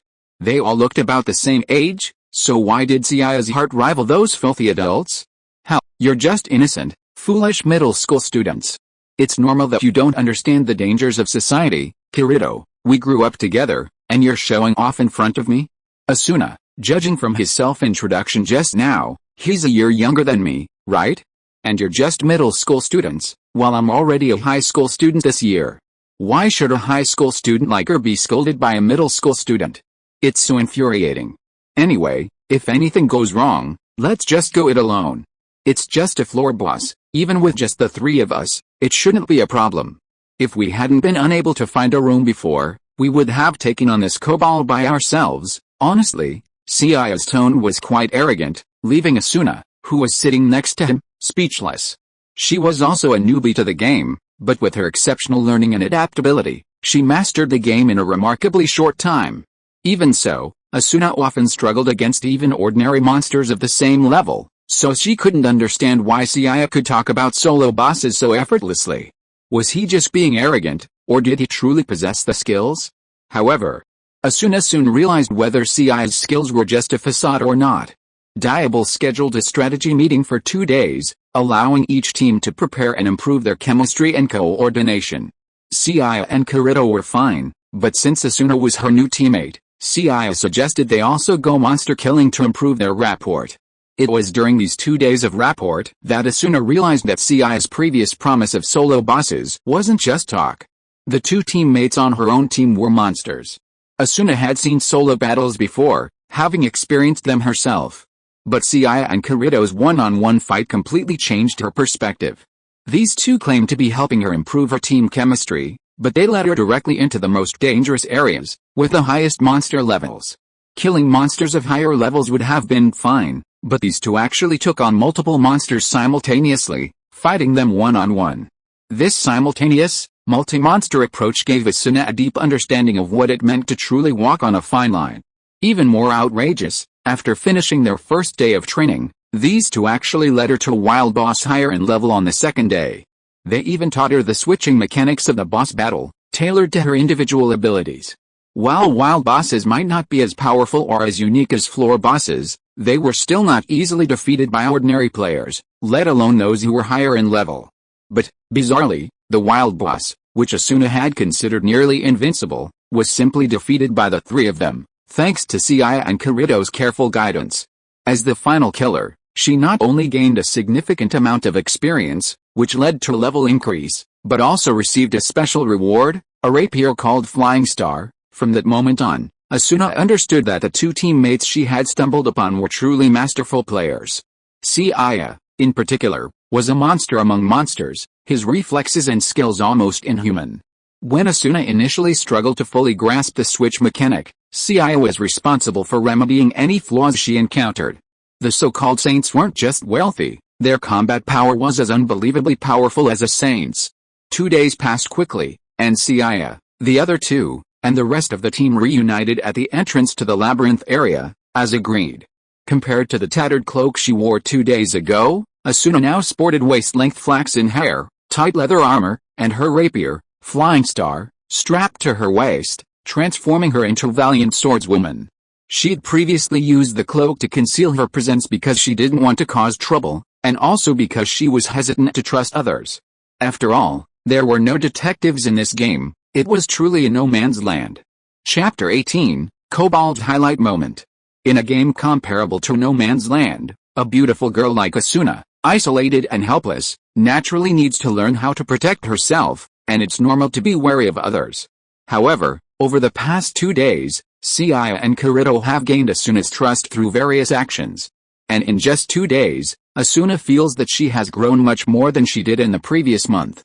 Now that she has grown a lot, she has a certain ability to protect herself, and with 2 even more powerful teammates around her, the previous disguise is naturally unnecessary. Diable was obviously surprised to see Asuna, but when he saw her standing next to Seiya, he smiled back and said nothing more. The ordinary Kirito, once again being selectively ignored, grumbled in frustration, "If looks could kill, I'd have been killed hundreds of times by now. One is a rare, super beautiful girl in the game, and the other is the renowned sage. The other players must be wondering how a seemingly ordinary guy like me could have infiltrated the team." Hearing Kirito's rant, Seiya glanced around, then playfully patted Kirito's shoulder and said, "That's not entirely true. There are people who are keeping an eye on you, Kirito. Isn't there someone over there staring at you?" Kirito's face was initially filled with excitement at Seiya's words, but when he saw who was staring at him, his excitement instantly faltered. The reason was simple. It was none other than Kiba, the man who had stirred up the conflict a few days ago. Logically, it should have been Seiya who had argued with Kiba and embarrassed him. Even if the other party was upset and holding a grudge, they should have been targeting Seiya. As for why he was so persistent with Kirito, Seiya thought this was probably what they called true love. After the clearing group assembled, they quickly advanced towards the boss room under the leadership of Diable at an astonishing speed. Because the players present were all highly experienced and Diable's instructions were undoubtedly sound, it took them less than an hour to reach the so-called boss room. The near-invulnerable battle boosted everyone's morale and Diable's reputation. The first floor boss, Kobold Lord Irefangel, was a massive kobold standing 2 or 3 meters tall. He was armed with a bone axe and a small leather buckler, and his health bar was 4 bars. He was accompanied by 3 elite monsters, the ruined kobold guards, clad in heavy metal armor and wielding axes and spears. Although it was an elite monster, its level and stats were comparable to those of the jungle bosses, as it was among the elite monsters and the floor bosses. The dozen-strong raiding group was divided into 2 teams by Diable, one to deal with the opposing Kobold Lord, and the other to deal with the Kobold Guards. The Kobold Guards were further divided into 3 smaller teams, and Seiya and his team were tasked with taking on one of the Kobold Guards. Diable wanted to gain reputation, so he had to deal with the Kobold Lord. If Seiya remembered correctly, he was also a beta tester and knew about the special bonus mechanics for the final blow. As a saint, Seiya already held a very high reputation among the players.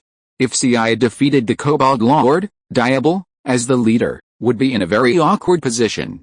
For this reason, Seiya and his 3 companions were assigned to fight the Kobold Guards. As elite monsters, the Kobold Guards' health bars were far less than the floor boss.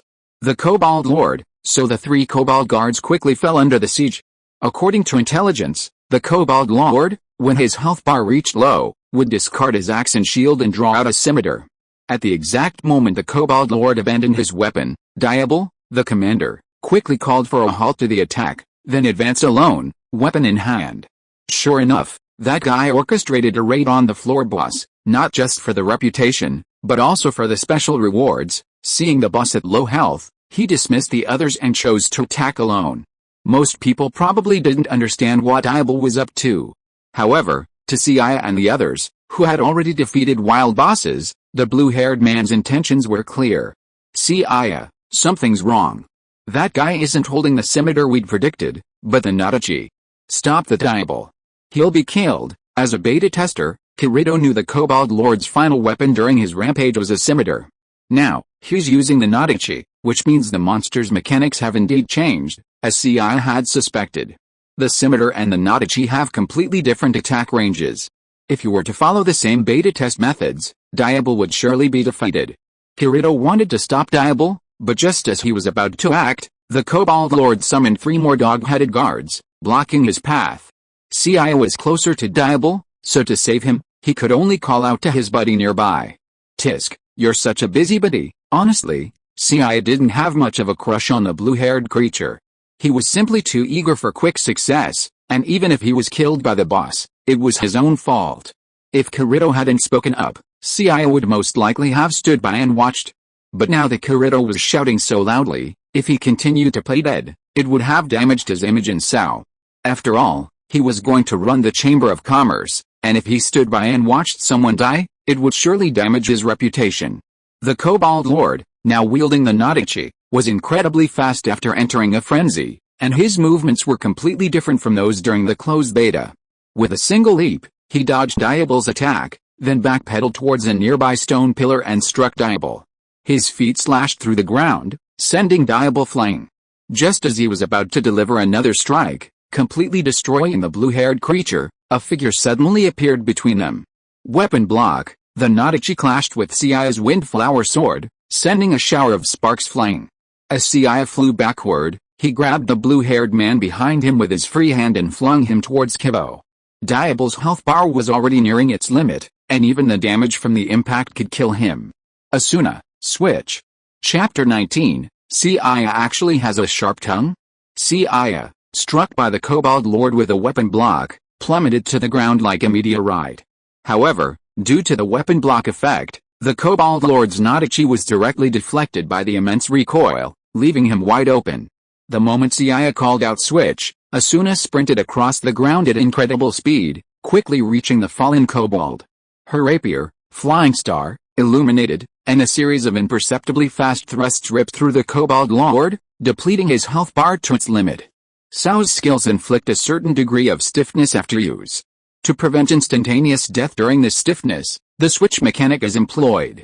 Asuna's continuous thrusts had depleted the Kobold Lord's health bar to the limit, but the kobold finally managed to steady himself and, brandishing his Nodichi, struck down at Asuna. Switch. As Asuna finished her words, Kirito finally dropped from the air and, just as the Kobold Lord was about to swing his Nodichi, plunged his sword into the Kobold Lord's head from above. This sudden strike instantly depleted the Kobold Lord's health bar and disintegrated into fragments. Wow! We finally killed it, great, we did it. We've taken down the first floor boss. With the first floor boss defeated, the teleportation path to the second floor was opened. The clearers watching this scene were instantly excited. Their successful victory over the first floor boss gave them immense confidence. Moreover, as players who cleared the game, they were the first to enter the second floor, giving them earlier access to its resources, a significant benefit. Kirito, after completing his final kill, received the special reward of the Night Coat. However, just as he donned it and prepared to embark on his life as the Black Swordsman, a troublemaker suddenly appeared to stir up trouble. Why? If you already knew the boss's skills, why didn't you share the information sooner? Did you know that Diabol was nearly killed by the boss just now? This isn't a game. If Diabol's health bar had reached 0, he would have been dead. Upon hearing Kiba's words, Kirito, now dressed in a black coat and complimenting Asuna on her perfect coordination, was stunned. Having never been very communicative, he froze in his tracks after Kiba's interrogation. Diabol, having already taken a recovery potion and successfully returned to normal health, finally regained consciousness. Seeing Kirito's black coat and the teleportation tunnel behind him, his expression became somewhat complicated. Alright, Kiba, this is my own fault. I can't blame them. And if it weren't for Seiya-san, I would have been dead just now. Diabol hadn't expected that after all his efforts, he would have ended up making things difficult for others. Honestly, while he felt a little disappointed with the outcome, he ultimately accepted it with relief. He had his own reasons for going to such lengths, and if Seiya hadn't intervened, he would indeed be dead by now. Diabol, are you really going to let this go? If it weren't for those closed beta testers withholding information, you wouldn't. Kiba, enough is enough. If it weren't for Seiya-san, I would have been dead just now. And our goal was to defeat the floor boss. Now that we've achieved it, we should be celebrating, not constantly creating conflict among players. Diabol was also speechless about the thorny Kiba. Previously, he had always thought that taking him in as a subordinate would be a good option. But now it seemed he should reconsider. Kiba, while loyal, was definitely not very smart. And that alone would be enough. He'd also frequently resort to suffocating maneuvers. Diabol knew the whole story, and Seiya and the others had already given him face by not revealing his final veil. But what Diabol hadn't expected was that the idiot Kiba was still determined to hold on to the matter. I honestly don't understand how someone like you, with your barely developed cerebellum, manages to survive in this world. Before, I just thought you were stupid, but I didn't realize you were completely brainless. It's wrong of me to argue with someone so clueless. Even if I tried to explain it to you, with your walnut-sized head, you probably wouldn't understand. So, we'll see each other again. Seiya waved his hand, not even glancing at Diablo or the grim-faced Kibo behind him, as he walked directly into the teleportation tunnel to the second floor. Hearing Seiya's curse words, completely without any profanity, Asuna was stunned and wondered, so Seiya has a sharp tongue? After 2 days of interacting with him, Seiya had always struck her as polite and knowledgeable, but Asuna hadn't expected him to have such a sharp tongue. And this kind of venom, which didn't use any profanity, yet could still make someone vomit blood, was something few could handle. That means he's really pissed off this time. After all the years I've known him, it's rare for him to reveal his hidden sharp tongue. Seeing Seiya leave without even a word, Kirito knew his friend was truly pissed. Just as he was about to follow him into the second floor, Diablo suddenly called out to Kirito and Asuna. Regarding the matter about Kiba, I apologize to you on his behalf. You should have seen that he has no ill intentions, he is just a little too straightforward. I am also very grateful to you for saving me this time, and for cleaning up the mess for me and defeating the boss, otherwise the consequences would be disastrous. Because of my selfish desires, I almost made a big mistake, and I apologize to you two again for this. As Diablo spoke, he bowed to Kirito and Asuna to apologize. The other party's attitude was quite humble, and Kirito and Asuna were typical good guys, so soon, the resentment in their hearts, which was not much, disappeared directly at this moment. In fact, in addition to the apology, there is another thing. Chapter 20, Traveling Through Time and Sharing Abilities. Actually, besides an apology, there's another thing I'm wondering. Are you two considering joining a guild, Asuna? What's that, Kirito? A guild, to put it simply, is like a club in school, a group of like-minded people coming together to act. Are you planning to form a gaming guild, Mr. Diablo? Kirito first explained the concept of a gaming guild to Asuna, a newbie, before turning to Diablo and asking. Yes, I do have that idea. I think you've seen it through this clearing operation. With organized action, the difficulty and casualty rate of clearing can be greatly reduced, and the success rate of clearing levels can be significantly increased. You both have incredible skills and excellent mechanics, so to help everyone complete the game faster, I'd like to invite you to join my guild, making it easier to clear floor bosses like today. Although he didn't get a special reward this time, Diablo wasn't too concerned. After all, there would be opportunities in the future. Furthermore, during this operation, Diablo had witnessed the impressive abilities of both Kirito and Asuna.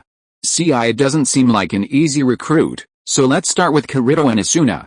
Asuna is both beautiful and talented, and if she's willing to join, then with her reputation established, the guild will only see more and more people joining. As for Kirito, aside from his own strength, he seems to be a good friend of Seiya. If Kirito joins, Seiya might agree too. With the fame and financial resources of a saint, their guild might even grow rapidly. It's fair to say that Diablo's calculations are so impressive that the beads are practically jumping into Kirito and Asuna's faces. However, in response to Diablo's sincere and righteous invitation, Kirito and Asuna responded, I'm sorry, I'm used to being a loner. Even Seiya won't go with me now. I don't like being restricted, but if there's a raid like today, I normally wouldn't refuse. Asuna, I'm in a similar situation to this guy, so I'm sorry. Asuna had lied. Compared to Kirito, she wasn't really opposed to joining the so-called guild. But, after all, while she had just forgiven Diablo for what he'd done, Asuna couldn't trust him with her heart. If they really had to work together, she'd much rather go with someone like Seiya and Kirito. Kirito, as a gaming geek, seemed both outwardly and inwardly quite understandable. Seiya, on the other hand, had a sunny exterior but a rather gloomy heart. He was mature and intelligent, and she'd just discovered his hidden venom. Compared to Kirito, Asuna hadn't quite grasped Seiya's true character. However, there was one thing she was quite clear on. Seiya was definitely not a bad person. Don't ask why, it's just a woman's sixth sense. Perhaps, as Seiya had said, she and Kirito were just two innocent, foolish high school students. But it didn't matter that they couldn't grasp the dangers of society. Seiya, that guy, did.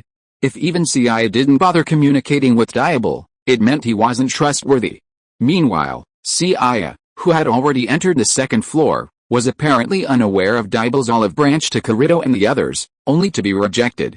As he entered the second floor, the system, after a long period of immersion, suddenly reminded him that its system activation task had completed, and instructed him to find a safe place and enter the hardened dream room. Upon entering the second floor, Seiya quickly found an NPC inn and booked a room to avoid attack. Soon, he entered the so-called hardened dream room. The hardened dream room was actually an immense, pure white space, and within this boundless expanse were a series of unopened doors. Seiya walked through a long corridor and finally opened a door to reach it. He soon discovered that the door he had walked through was just one of many. Click. Shortly after he entered the pure white room, a door not far from him opened. When Seiya saw the person who entered, he was stunned. Aside from the black school uniform, they were identical in every way.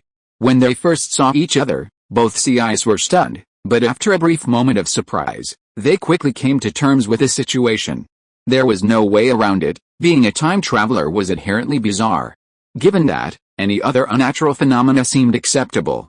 So, you're actually me, just transported to the world of the Prince of Tennis. After a brief exchange, the two Seiyas finally understood what Tomoko meant by the cheat. After physical contact, Swordmaster Seiya discovered that he had suddenly gained numerous memories and abilities. These memories and abilities seemed like they were innate. Perhaps because they were both Seiya, their memories and abilities merged seamlessly, as if they were already there. The same was true for Prince of Tennis Seiya. As a student in the Prince of Tennis world, he naturally played tennis. After all, in that world, it was difficult to make it big without learning tennis. Because of this, Prince of Tennis Seiya had developed impressive physical fitness and dynamic vision since childhood. As junior high students, despite their training, their physical abilities still lagged far behind those of adults. But now, after sharing their abilities, Sword Seiya and Prince of Tennis Seiya discovered that their combined physical abilities were now comparable to those of adults, if not even stronger. Beyond their physical improvements, they could also sense significant improvements in other areas of their bodies, leveraging their respective strengths. Sword Seiya inherited Prince of Tennis Seiya's exceptional dynamic vision and endurance, while Prince of Tennis Seiya inherited Sword Seiya's kendo skills, reflexes, and explosive power. Chapter 21 The possibility of integrating kendo into tennis. Fudamin Municipal Junior High School, Tokyo. Ding ling ling ling ling, the school bell rang, and the female teacher, feeling that staying even a minute longer would be a disadvantage, left a few insignificant words and then sauntered out of the classroom. Seeing the teacher leave, the students instantly unleashed their inner selves. Some couldn't wait to go home and play games, others made plans to go shopping, and many were preparing to join club activities. Seiya, this year's regional tournament is about to begin, and I'm asking you to go to the tennis club today. Seiya had just finished packing his school bag. He had just shared power with the Swordmaster Seiya last night and was considering integrating kendo into tennis, so he had originally planned to skip club today. But before he could act, a sweet and lovely girl with chestnut shoulder-length hair suddenly approached and spoke to him. I have an urgent matter and need to go home today. Could you please ask the captain for leave? The sweet girl before him was named Tachibana-an. She was not only Seiya's classmate, but also the younger sister of the tennis club's president, Tachibana Kipri. As a municipal middle school, Fudamin Junior High School boasts a relatively large student population in Tokyo. However, until last year, its tennis club had remained largely unknown. Irresponsible and discriminatory coaches and club leaders, despite their mediocre abilities, consistently suppressed the exceptionally talented juniors.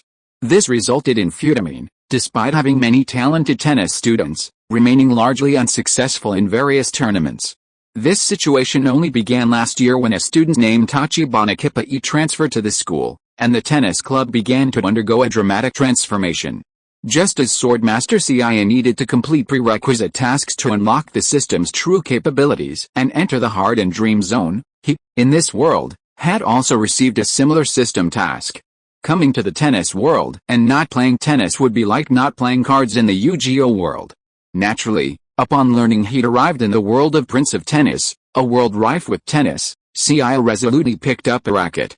Initially, as a time traveler, Seiya assumed that as a member of the vast horde of time travelers, he should at least possess exceptional talent, if not the ability to defeat everything in sight. But as time passed, He finally came to the sad realization that his tennis talent was only slightly above average. Due to his well-off family, Seiya even hired several private coaches. But after years, Seiya discovered that aside from his superior kinetic vision, he possessed virtually no other talent. Honestly, this realization was a huge blow to Seiya. After all, in the world of Prince of Tennis, if you can't play tennis, you're nothing more than a nobody. Killing tennis wasn't even close to national tournament quality, it had to be at least at the level of the Kanto or Tokyo tournaments. Unfortunately, Seiya possessed only superior kinetic vision, and years of training gave him superior stamina and endurance compared to his peers. Of course, good looks were a plus, but in this world, they were completely useless. Nowadays, any member of a prestigious school sports team was undeniably handsome. In this world, you needed not only good looks but also tennis prowess to reach the top. Just as Seiya was about to lose all hope, the so-called system suddenly appeared and issued him a prerequisite task. The task essentially required him to join the sports team of a school in Tokyo within 3 years. This school's overall strength had to be at least at the level of a tournament. There were many schools of this level in the Prince of Tennis world, but considering his slightly above average skills, if he wanted to join the sports team, Seiya searched around and finally found his current school, Futamine Junior High School. Before Kippa Itachibana arrived, the Futamine Junior High School Tennis Club was pure fun. Seiya, not to mention Shigaku, Hyodai, Yamabuki, and even Rikkei University, faced immense competition.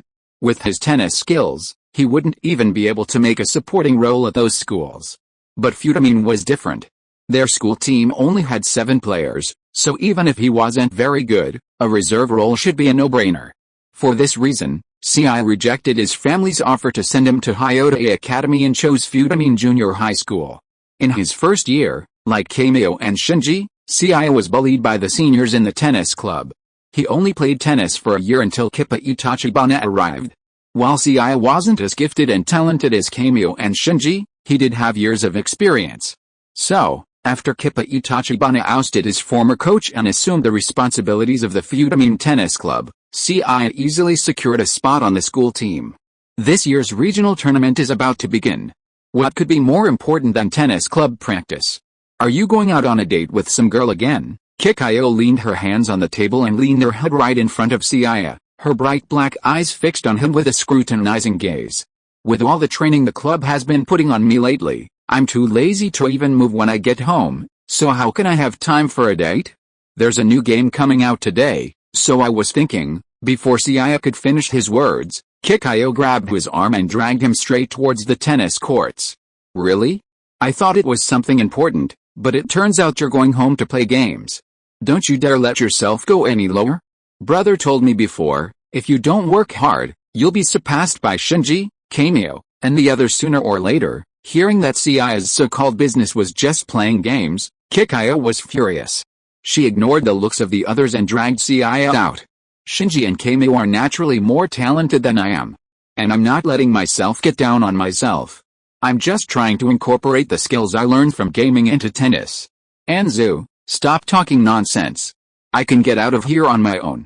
If Kamio sees me, he'll start nagging me again. Seiya wanted to incorporate kendo into tennis, and there was nothing wrong with calling the sword world a game world. However, Anzu dismissed his serious words as pure nonsense. If you are listening to this novel on a channel other than Fanfic World, it means it was downloaded and re-uploaded without effort. We warmly invite you to visit our channel, Fanfic World. There you will find the original version of this story and many other novels of various genres. We look forward to seeing you dive into a world of incredible novels. Chapter 22. Has Seiya been hiding his strength? 40-0, this set is won by Seiya. The match is over, 6-1. When referee Ishida announced the final result, everyone present was stunned. The spectators outside the court watched Seiya, who continued to swing his racket without blushing or breathing heavily, with a look of disbelief on their faces. As for Seiya's opponent, Kamio Akira, he was lying on the ground in a splayed position, breathing heavily. You must be kidding.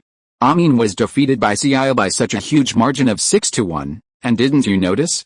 Apart from the first set he lost, and the few points he lost at the beginning of the second, Seiya hasn't lost a single point since the second set. He even took control of the match several times by serving against Amin, who had already mastered the rhythm, Was Seiya really this strong before? Could it be that he's been hiding his strength all this time? How come Seiya is so strong? If it wasn't Kameo who played just now, but I was, why didn't I snatch the ball from Kameo? It's obvious that I'm the one Seiya is training with today. Everyone simply chose to ignore Shinji's nagging, and they were also extremely surprised by the strength Seiya showed today. Everyone was promoted from the first grade, and everyone knew each other's strengths and weaknesses. Seiya is stronger than Shinji and Kameo, but the strength is very limited. In previous practice matches, the scores were usually 7-5 or 6-4. In addition, Shinji and Kameo are growing very fast, and recently in practice matches, they have begun to occasionally beat Seiya. But no one expected that such a situation would suddenly occur today. Today's Seiya's movements are completely different from before, but his movements are extremely natural, as if they have been tempered 1,000 times. In other words, was he hiding his strength before? So what kind of opportunity caused him to no longer want to hide his strength? Looking at Seiya, who won with a crushing score of 6-1, Tachibana Kippai, the captain of the Futamine Tennis Club, also looked at Seiya's back with a serious face. That's right, compared to others, he believed that Seiya was hiding his strength rather than growing suddenly. Because if someone said that someone could grow so much in a short period of time, Tachibana Kippai would definitely not believe it. Moreover, although Seiya's movements and reactions just now were different from before, there was no sense of awkwardness in both serving and returning. This means that these things were actually things that Seiya had known for a long time, but he just had not used them. Tachibana Kippai did not know the reason for hiding his strength, but everyone has their own secrets. After all, isn't it the same for him who is one of the Kyushu twin heroes? As for why Seiya chose the opportunity to show his strength, Tachibana Kippai looked at his sister Seiya Oxing, who was cheering excitedly, and seemed to have figured something out. Seiya's practice match opponent today was supposed to be Shinji. But when he saw Anzu affectionately holding Seiya's arm as they entered the tennis court, Kameo immediately jumped out to challenge him. And then there was the scene we see now. Tachibana Kippai was torn. He considered both Seiya and Kameo excellent juniors, and he didn't know who to support. If only he had a sister. Seiya, standing there on the court, would surely cry out in injustice if he knew what Tachibana Kippai was thinking. He had originally planned to go home and try to incorporate kendo into tennis, but for no apparent reason, Anzu dragged him to the tennis court. Then, inexplicably jealous, Kameo expressed his desire for a man-to-man duel. Since they were already on the tennis court, Seiya accepted Kameo's challenge, thinking it was no different. Initially, Kameo defeated Seiya, as he was still learning the difference between swinging a racket and a sword. But as he gradually became more comfortable with the feel of the game, and his stamina and reflexes skyrocketed, Kameo was quickly outmatched. Tachibana Kippai might have thought he'd been hiding his strength, but that wasn't surprising. After sharing power, Swordmaster Seiya's kendo insights and memories seemed innate. Using something he already knew, there was no sense of awkwardness. And to tell Kameo's heart, after adapting to his abilities, Seiya hadn't even used 30% of his potential, while his opponent, Kameo, had already collapsed. Watching Kameo collapse on the ground, Seiya, hands in his pockets, walked off the tennis court, and recalled a famous, pretentious line from his past life. Back then, with my hands in my pockets, I didn't know what an opponent was. With just the slightest strike, I knew the limits of this division. Seiya, tell me, what kind of special training did you do to become so strong? Seeing Seiya's dominance over Kameo, Xiaoyan, who had been watching the match, finally snapped out of her slightly open-mouthed state of shock and ran back onto the court, excitedly questioning Seiya. So, didn't I tell you before, I have been playing games and trying to incorporate some of the skills in the games into tennis. Before, although I had a solid foundation, I never had my own style, right? But now, I think I have found a style of tennis that suits me. After hearing what Seiya said, Xiao Xing and the other people in Feudal Peak were all dumbfounded. No, can you become stronger by playing games? Do you really believe it when you say that? What's the name of the game you are playing? Although he thought Seiya was talking nonsense, out of curiosity, Tachibana Kippai still asked a question in everyone's mind. Well, I didn't understand the name because it is a foreign game, but the type is a combat adventure game. My actions just now were all imitations of the kendo moves in the game. I seem to be quite talented in this area. Speaking of his kendo, Tachibana Kippei finally remembered why Seiya's previous actions gave him a familiar feeling. Because Seiya is not the first person to integrate martial arts into tennis. Not to mention Shitenhaji Temple far away, Rikkei University's Sonata, and Hyota, a second-year freshman, all seem to be players of this type. However, as Seiya said, his kendo moves were all learned in the game, but Tachibana Kippei did not believe it. With such skillful swinging and returning, Tachibana Kippei would rather Seiya is also a well-trained kendo master in reality. Otherwise, it would be impossible to have such physical memory just by playing games. Chapter 23: A Date with Juzing? Brother, regardless of whether Seiya has made significant progress or has been hiding his abilities before, if he has the ability, we'll definitely win the regional tournament this time, right? As Kippei's younger sister, Anzu knew all too well how much her brother had dedicated to the Futamine Tennis Club over the past 2 years. Anzu had also witnessed the efforts of the rest of the club, which was why she was so invested in the club's affairs. Well, Shinji and Kameo are growing rapidly. If Seiya has the ability, we might have a chance of making it to the Kanto tournament this year. However, winning the regional tournament won't be easy, as we'll face formidable opponents like Seigaku. Compared to Futamine Junior High, Seigaku's tennis club was a renowned institution in the area. They were the top seed in this year's regional tournament, while the Futamine Junior High School team wasn't even seeded. However, the strength Seiya displayed today certainly surprised Kippei. If they had made good arrangements, Futamine might have made a splash in this year's regional tournament and won the championship. In order to better see Seiya's limits and make it easier to deploy troops later, Tachibana Kippei even personally played a few days of practice matches with Seiya. And the result of the practice match surprised everyone. It was okay that Kameo was beaten by Seiya. After all, the previous Seiya was slightly stronger than Kameo. But in the eyes of the members of the Futamine Tennis Club, Tachibana Kippei has always been a god. Their captain not only revitalized the tennis club that was like a stagnant pool of water, but also had such strong strength that everyone in the tennis club was in awe. However, in the practice matches over the next few days, the result of the battle between Seiya and Tachibana Kippei was that Seiya won more and lost less. In other words, the current Seiya is actually stronger than their captain. Seiya, you haven't really given your all in these practice matches, have you? Because the regional tournament was set to begin tomorrow, today's training ended early. Just as Seiya had finished changing and was about to head home, Tachibana Kippei suddenly appeared behind him and asked, I think you're the same way, Bachao? I don't know your past, but I hope one day I can compete against you at your full strength. After a few days of practice, Seiya's kendo tennis skills became increasingly proficient. During his practice matches with Tachibana Kippei, not only did Tachibana Kippei notice Seiya was holding back, but Seiya also clearly sensed that Tachibana Kippei was hiding a considerable amount of his strength. Or perhaps it wasn't that Tachibana Kippei was deliberately trying to hide his abilities, but rather that during their matches, Tachibana Kippei was constantly afraid that if he unleashed his true strength, he might accidentally destroy Seiya. As one of the former Kyushu twin heroes, his skills were undoubtedly at least at the national competition level. However, due to his past experiences, Tachibana Kippei was now quite restrained, so when playing against Seiya, he could only play at the level of a Kanto tournament. After hearing Seiya's words, Tachibana Kippei chuckled silently and eventually turned away. He was no longer one of Shishariko Junior High's former ace players, but the captain of the Futamine Tennis Club. He would cherish his dreams and lead the Futamine team to victory. Having clearly understood Seiya's skill, he now felt more confident.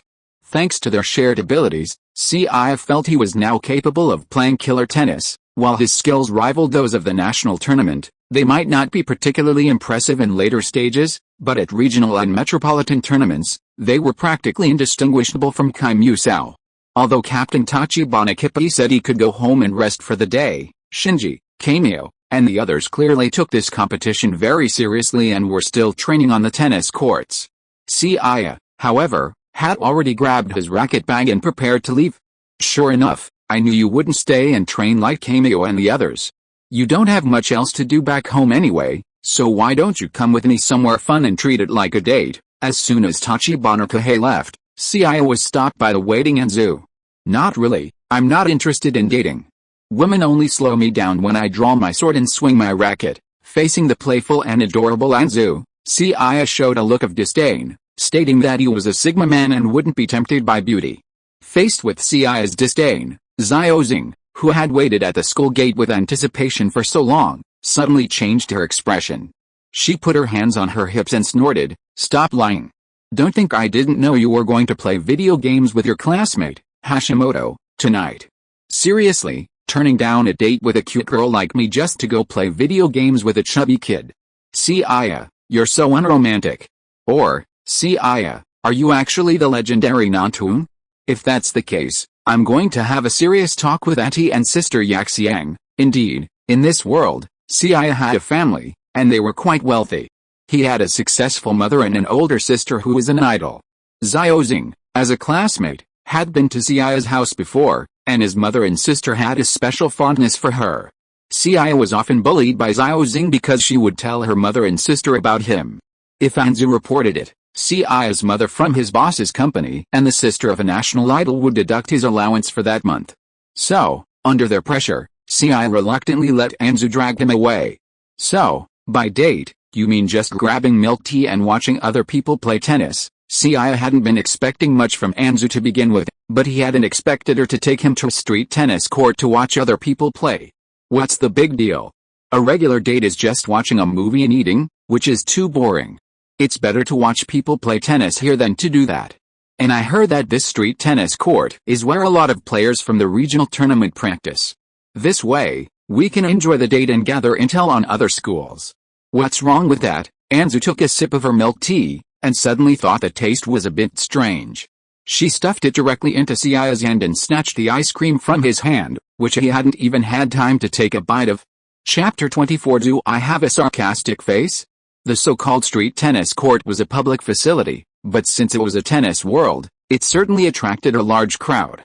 Because of the bright lighting and the fact that it was quite famous in the area, those with some skill often chose to show off there, and over time, it became bustling. As the sky gradually darkened, Seiya noticed that besides him and Xiaozing, there were also quite a few young people on dates, as well as some skateboarders. The court was right in the middle of the square, so it was a place for a lot of onlookers, truly a place for showing off. Is this the crouching tiger, hidden dragon you were talking about? And the people playing don't look like middle schoolers at all.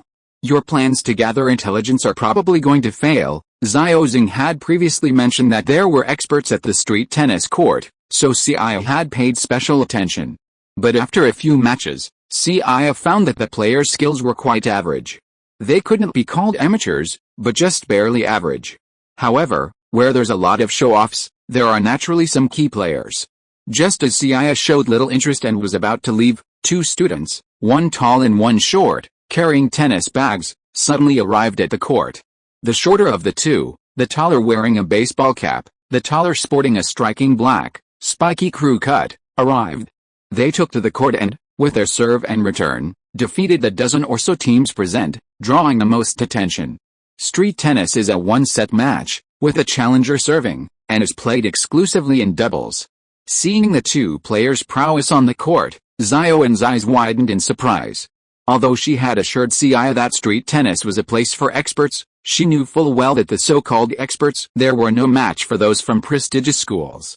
Xiao had frequented the court, but she didn't recognize the duo who had suddenly appeared. I didn't expect you to guess it this time. There are actually players from the regional tournament here playing tennis. Prince of Tennis is a long-running anime, and Seiya couldn't remember all of it, only the general plot and some of the more exciting matches.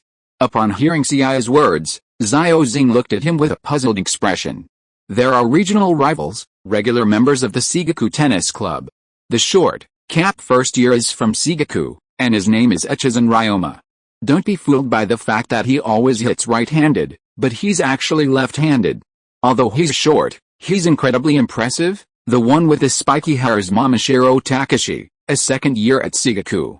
He's skilled at bullet serves and slam dunks. He's explosive and insightful, but he's quite impulsive. Xiaozing, already bewildered, was further stunned by Seiya's revelation. This was simply outrageous. Not to mention how Seiya knew the names of the regular members of the Shigaku Tennis Club. The sheer amount of astonishment was that Seiya even knew their personalities and moves so intimately. If Tachibana hadn't known Seiya since first grade and been in the same class, she'd have suspected Seiya was an undercover agent sent from Shigaku. Are they two Shigaku's doubles team? While she didn't know how Seiya knew so much, Anzu, a fierce rival of Futamine in the regional tournament, was nonetheless quite curious about them. Doubles? No, they're both very strong singles players. Shigaku's doubles team is weak, and their doubles team is even weaker. They only look strong now because the opponents here are so weak.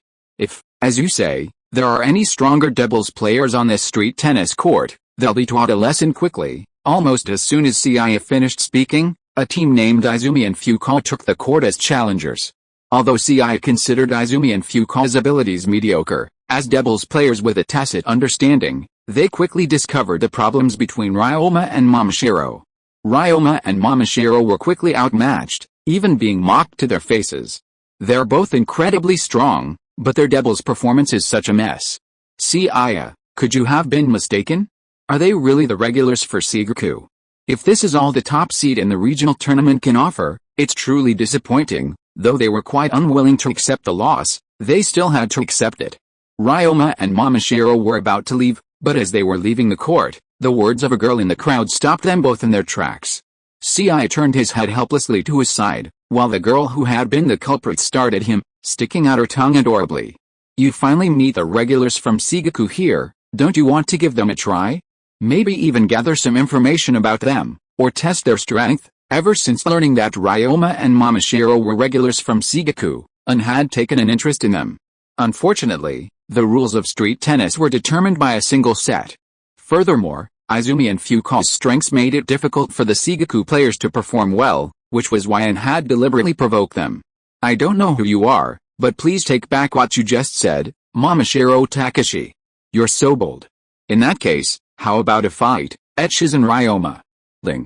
And provoked Ryoma Echizen, a first-year student at Shigaku, and Takashi Momotaro, a second-year student. Ling. The effect was remarkable. If it had been any other third-year students from Shigaku, An's provocation would likely have had little effect. However, if the target is the first or second-year students of Shigaku, the effect can only be described as outstanding. Looking at Seiya, who did not speak, Ryoma and Momotaro were obviously dissatisfied. It was Seiya and his two companions who had provoked them, but now, after the provocation, the other party did not dare to accept the challenge. Are you kidding me? It was she, not me, who said you are no good. Even if you want to prove yourself, you should fight her. I'm just a passerby, okay. Looking at the two emotional people, Seiya was also a little puzzled. It was Xiaozing, not him, who was mocking them, so why were they all directed at him? Is it because he looks stronger? Seiya, who did not want to cause trouble, was about to slip away, but the girl next to him suddenly hugged his arm and said, "We are all from Futamine Junior High School, and we are also players in your Shigaku regional competition." Chapter 25. Seiya, it's finally my turn to show off. His arm went limp, and the citrusy scent of the girl filled his nose. Yet, Seiya wasn't at all happy. Instead, he tried to pull his hand away and distance himself from the cute girl beside him. Just kidding, this isn't a school romance anime, or our series anime where you can have casual, in-depth conversations. This is a sports anime. And Echizen Ryoma and Momotaro Takashi, the undisputed main and secondary protagonists, are now taunting them like this. Isn't that pure suicidal behavior? Everyone knows how many people who contradict the protagonist in a classic anime end up with a good ending. And their current behavior is nothing short of a third-rate villain, running up to the protagonist and posing as a threat, only turned up as supporting characters and experienced bastards for the protagonist's credence. Hey, you're a man, right? Is it really okay to stand behind a girl like this and force her to confront us? Seiya and Anzu each argued, but it was clear that both Momotaro and Ryoma believed Anzu. The reason was simple, Seiya and Anzu were clearly wearing the same uniforms, and the behavior was quite intimate, completely contradicting Seiya's claims of no relationship. Ryoma and Momotaro even looked down on Seiya for his cowardly behavior, believing him to be a coward who used women as a scapegoat. Seeing the disdainful looks the Shigaku duo gave him, Seiya sighed deeply and said, "Since you've come to this, let's have a fight. But first, I have to defeat the defending champion." After defeating Ryoma and Momotaro, Izumi and Fuka from Yulin Junior High School became the defending champions. According to the rules of street tennis, even if Seiya wanted to play against Ryoma and the others, he would have to defeat them both first. However, The rules here were doubles, so Seiya still needed a teammate. Just as Seiya glanced around, about to leap over the shorter group, Xiaowen, holding her pink tennis racket, stood beside him and said, "Since this is doubles, chemistry is crucial. Rather than someone you don't know, why not let me do it? Besides, I'm the ace of the Futamine Women's Tennis Club and won't hold you back. In tennis, the men's and women's competitions are held separately, and men should have a physical advantage over women." Seiya didn't refuse Xiaowen, who looked incredibly excited. He had always intended to win this doubles match alone, so whether he partnered with Xiaowen or someone else made no difference to Seiya. According to street tennis rules, the serve goes to the challenger. Seiya pulled out his racket and tossed the tennis ball directly to Xiaowen behind him. "Do you want me to serve?" Xiaowen was visibly taken aback by the tennis ball Seiya threw. When a server can choose, the stronger server generally serves. As a woman, Xiaowen's serve speed and power were clearly far inferior to Seiya's, yet Seiya now offered her the right to serve, leaving her bewildered. "I'm letting you serve so you can feel more involved, so Chun doesn't end up being treated like a mascot." Xiaowen was annoyed by Seiya's dismissive behavior, but considering it was likely a deliberate attempt to hide his strength, she ultimately served obediently. Watching Xiaowen's standard serve, Yulin Middle School's Fucall easily returned it. He instantly realized from Seiya and Xiaowen's positioning that they were likely new to doubles.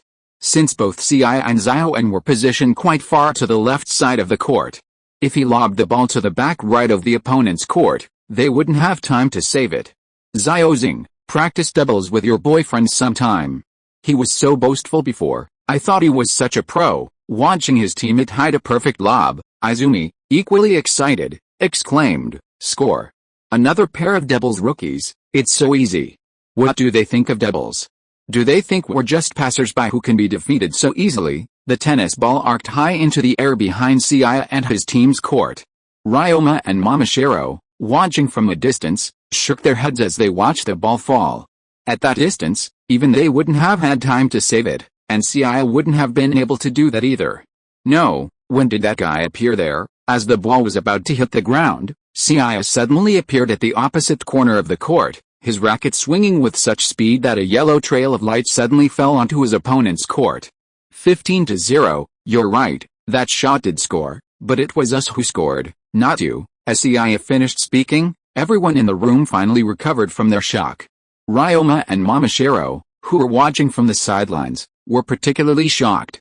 Momashiro looked at Ryoma with a look of astonishment and said, "Did you see what he did just now? Is that something a human could do?" And the speed of his racket swing and return was astonishing.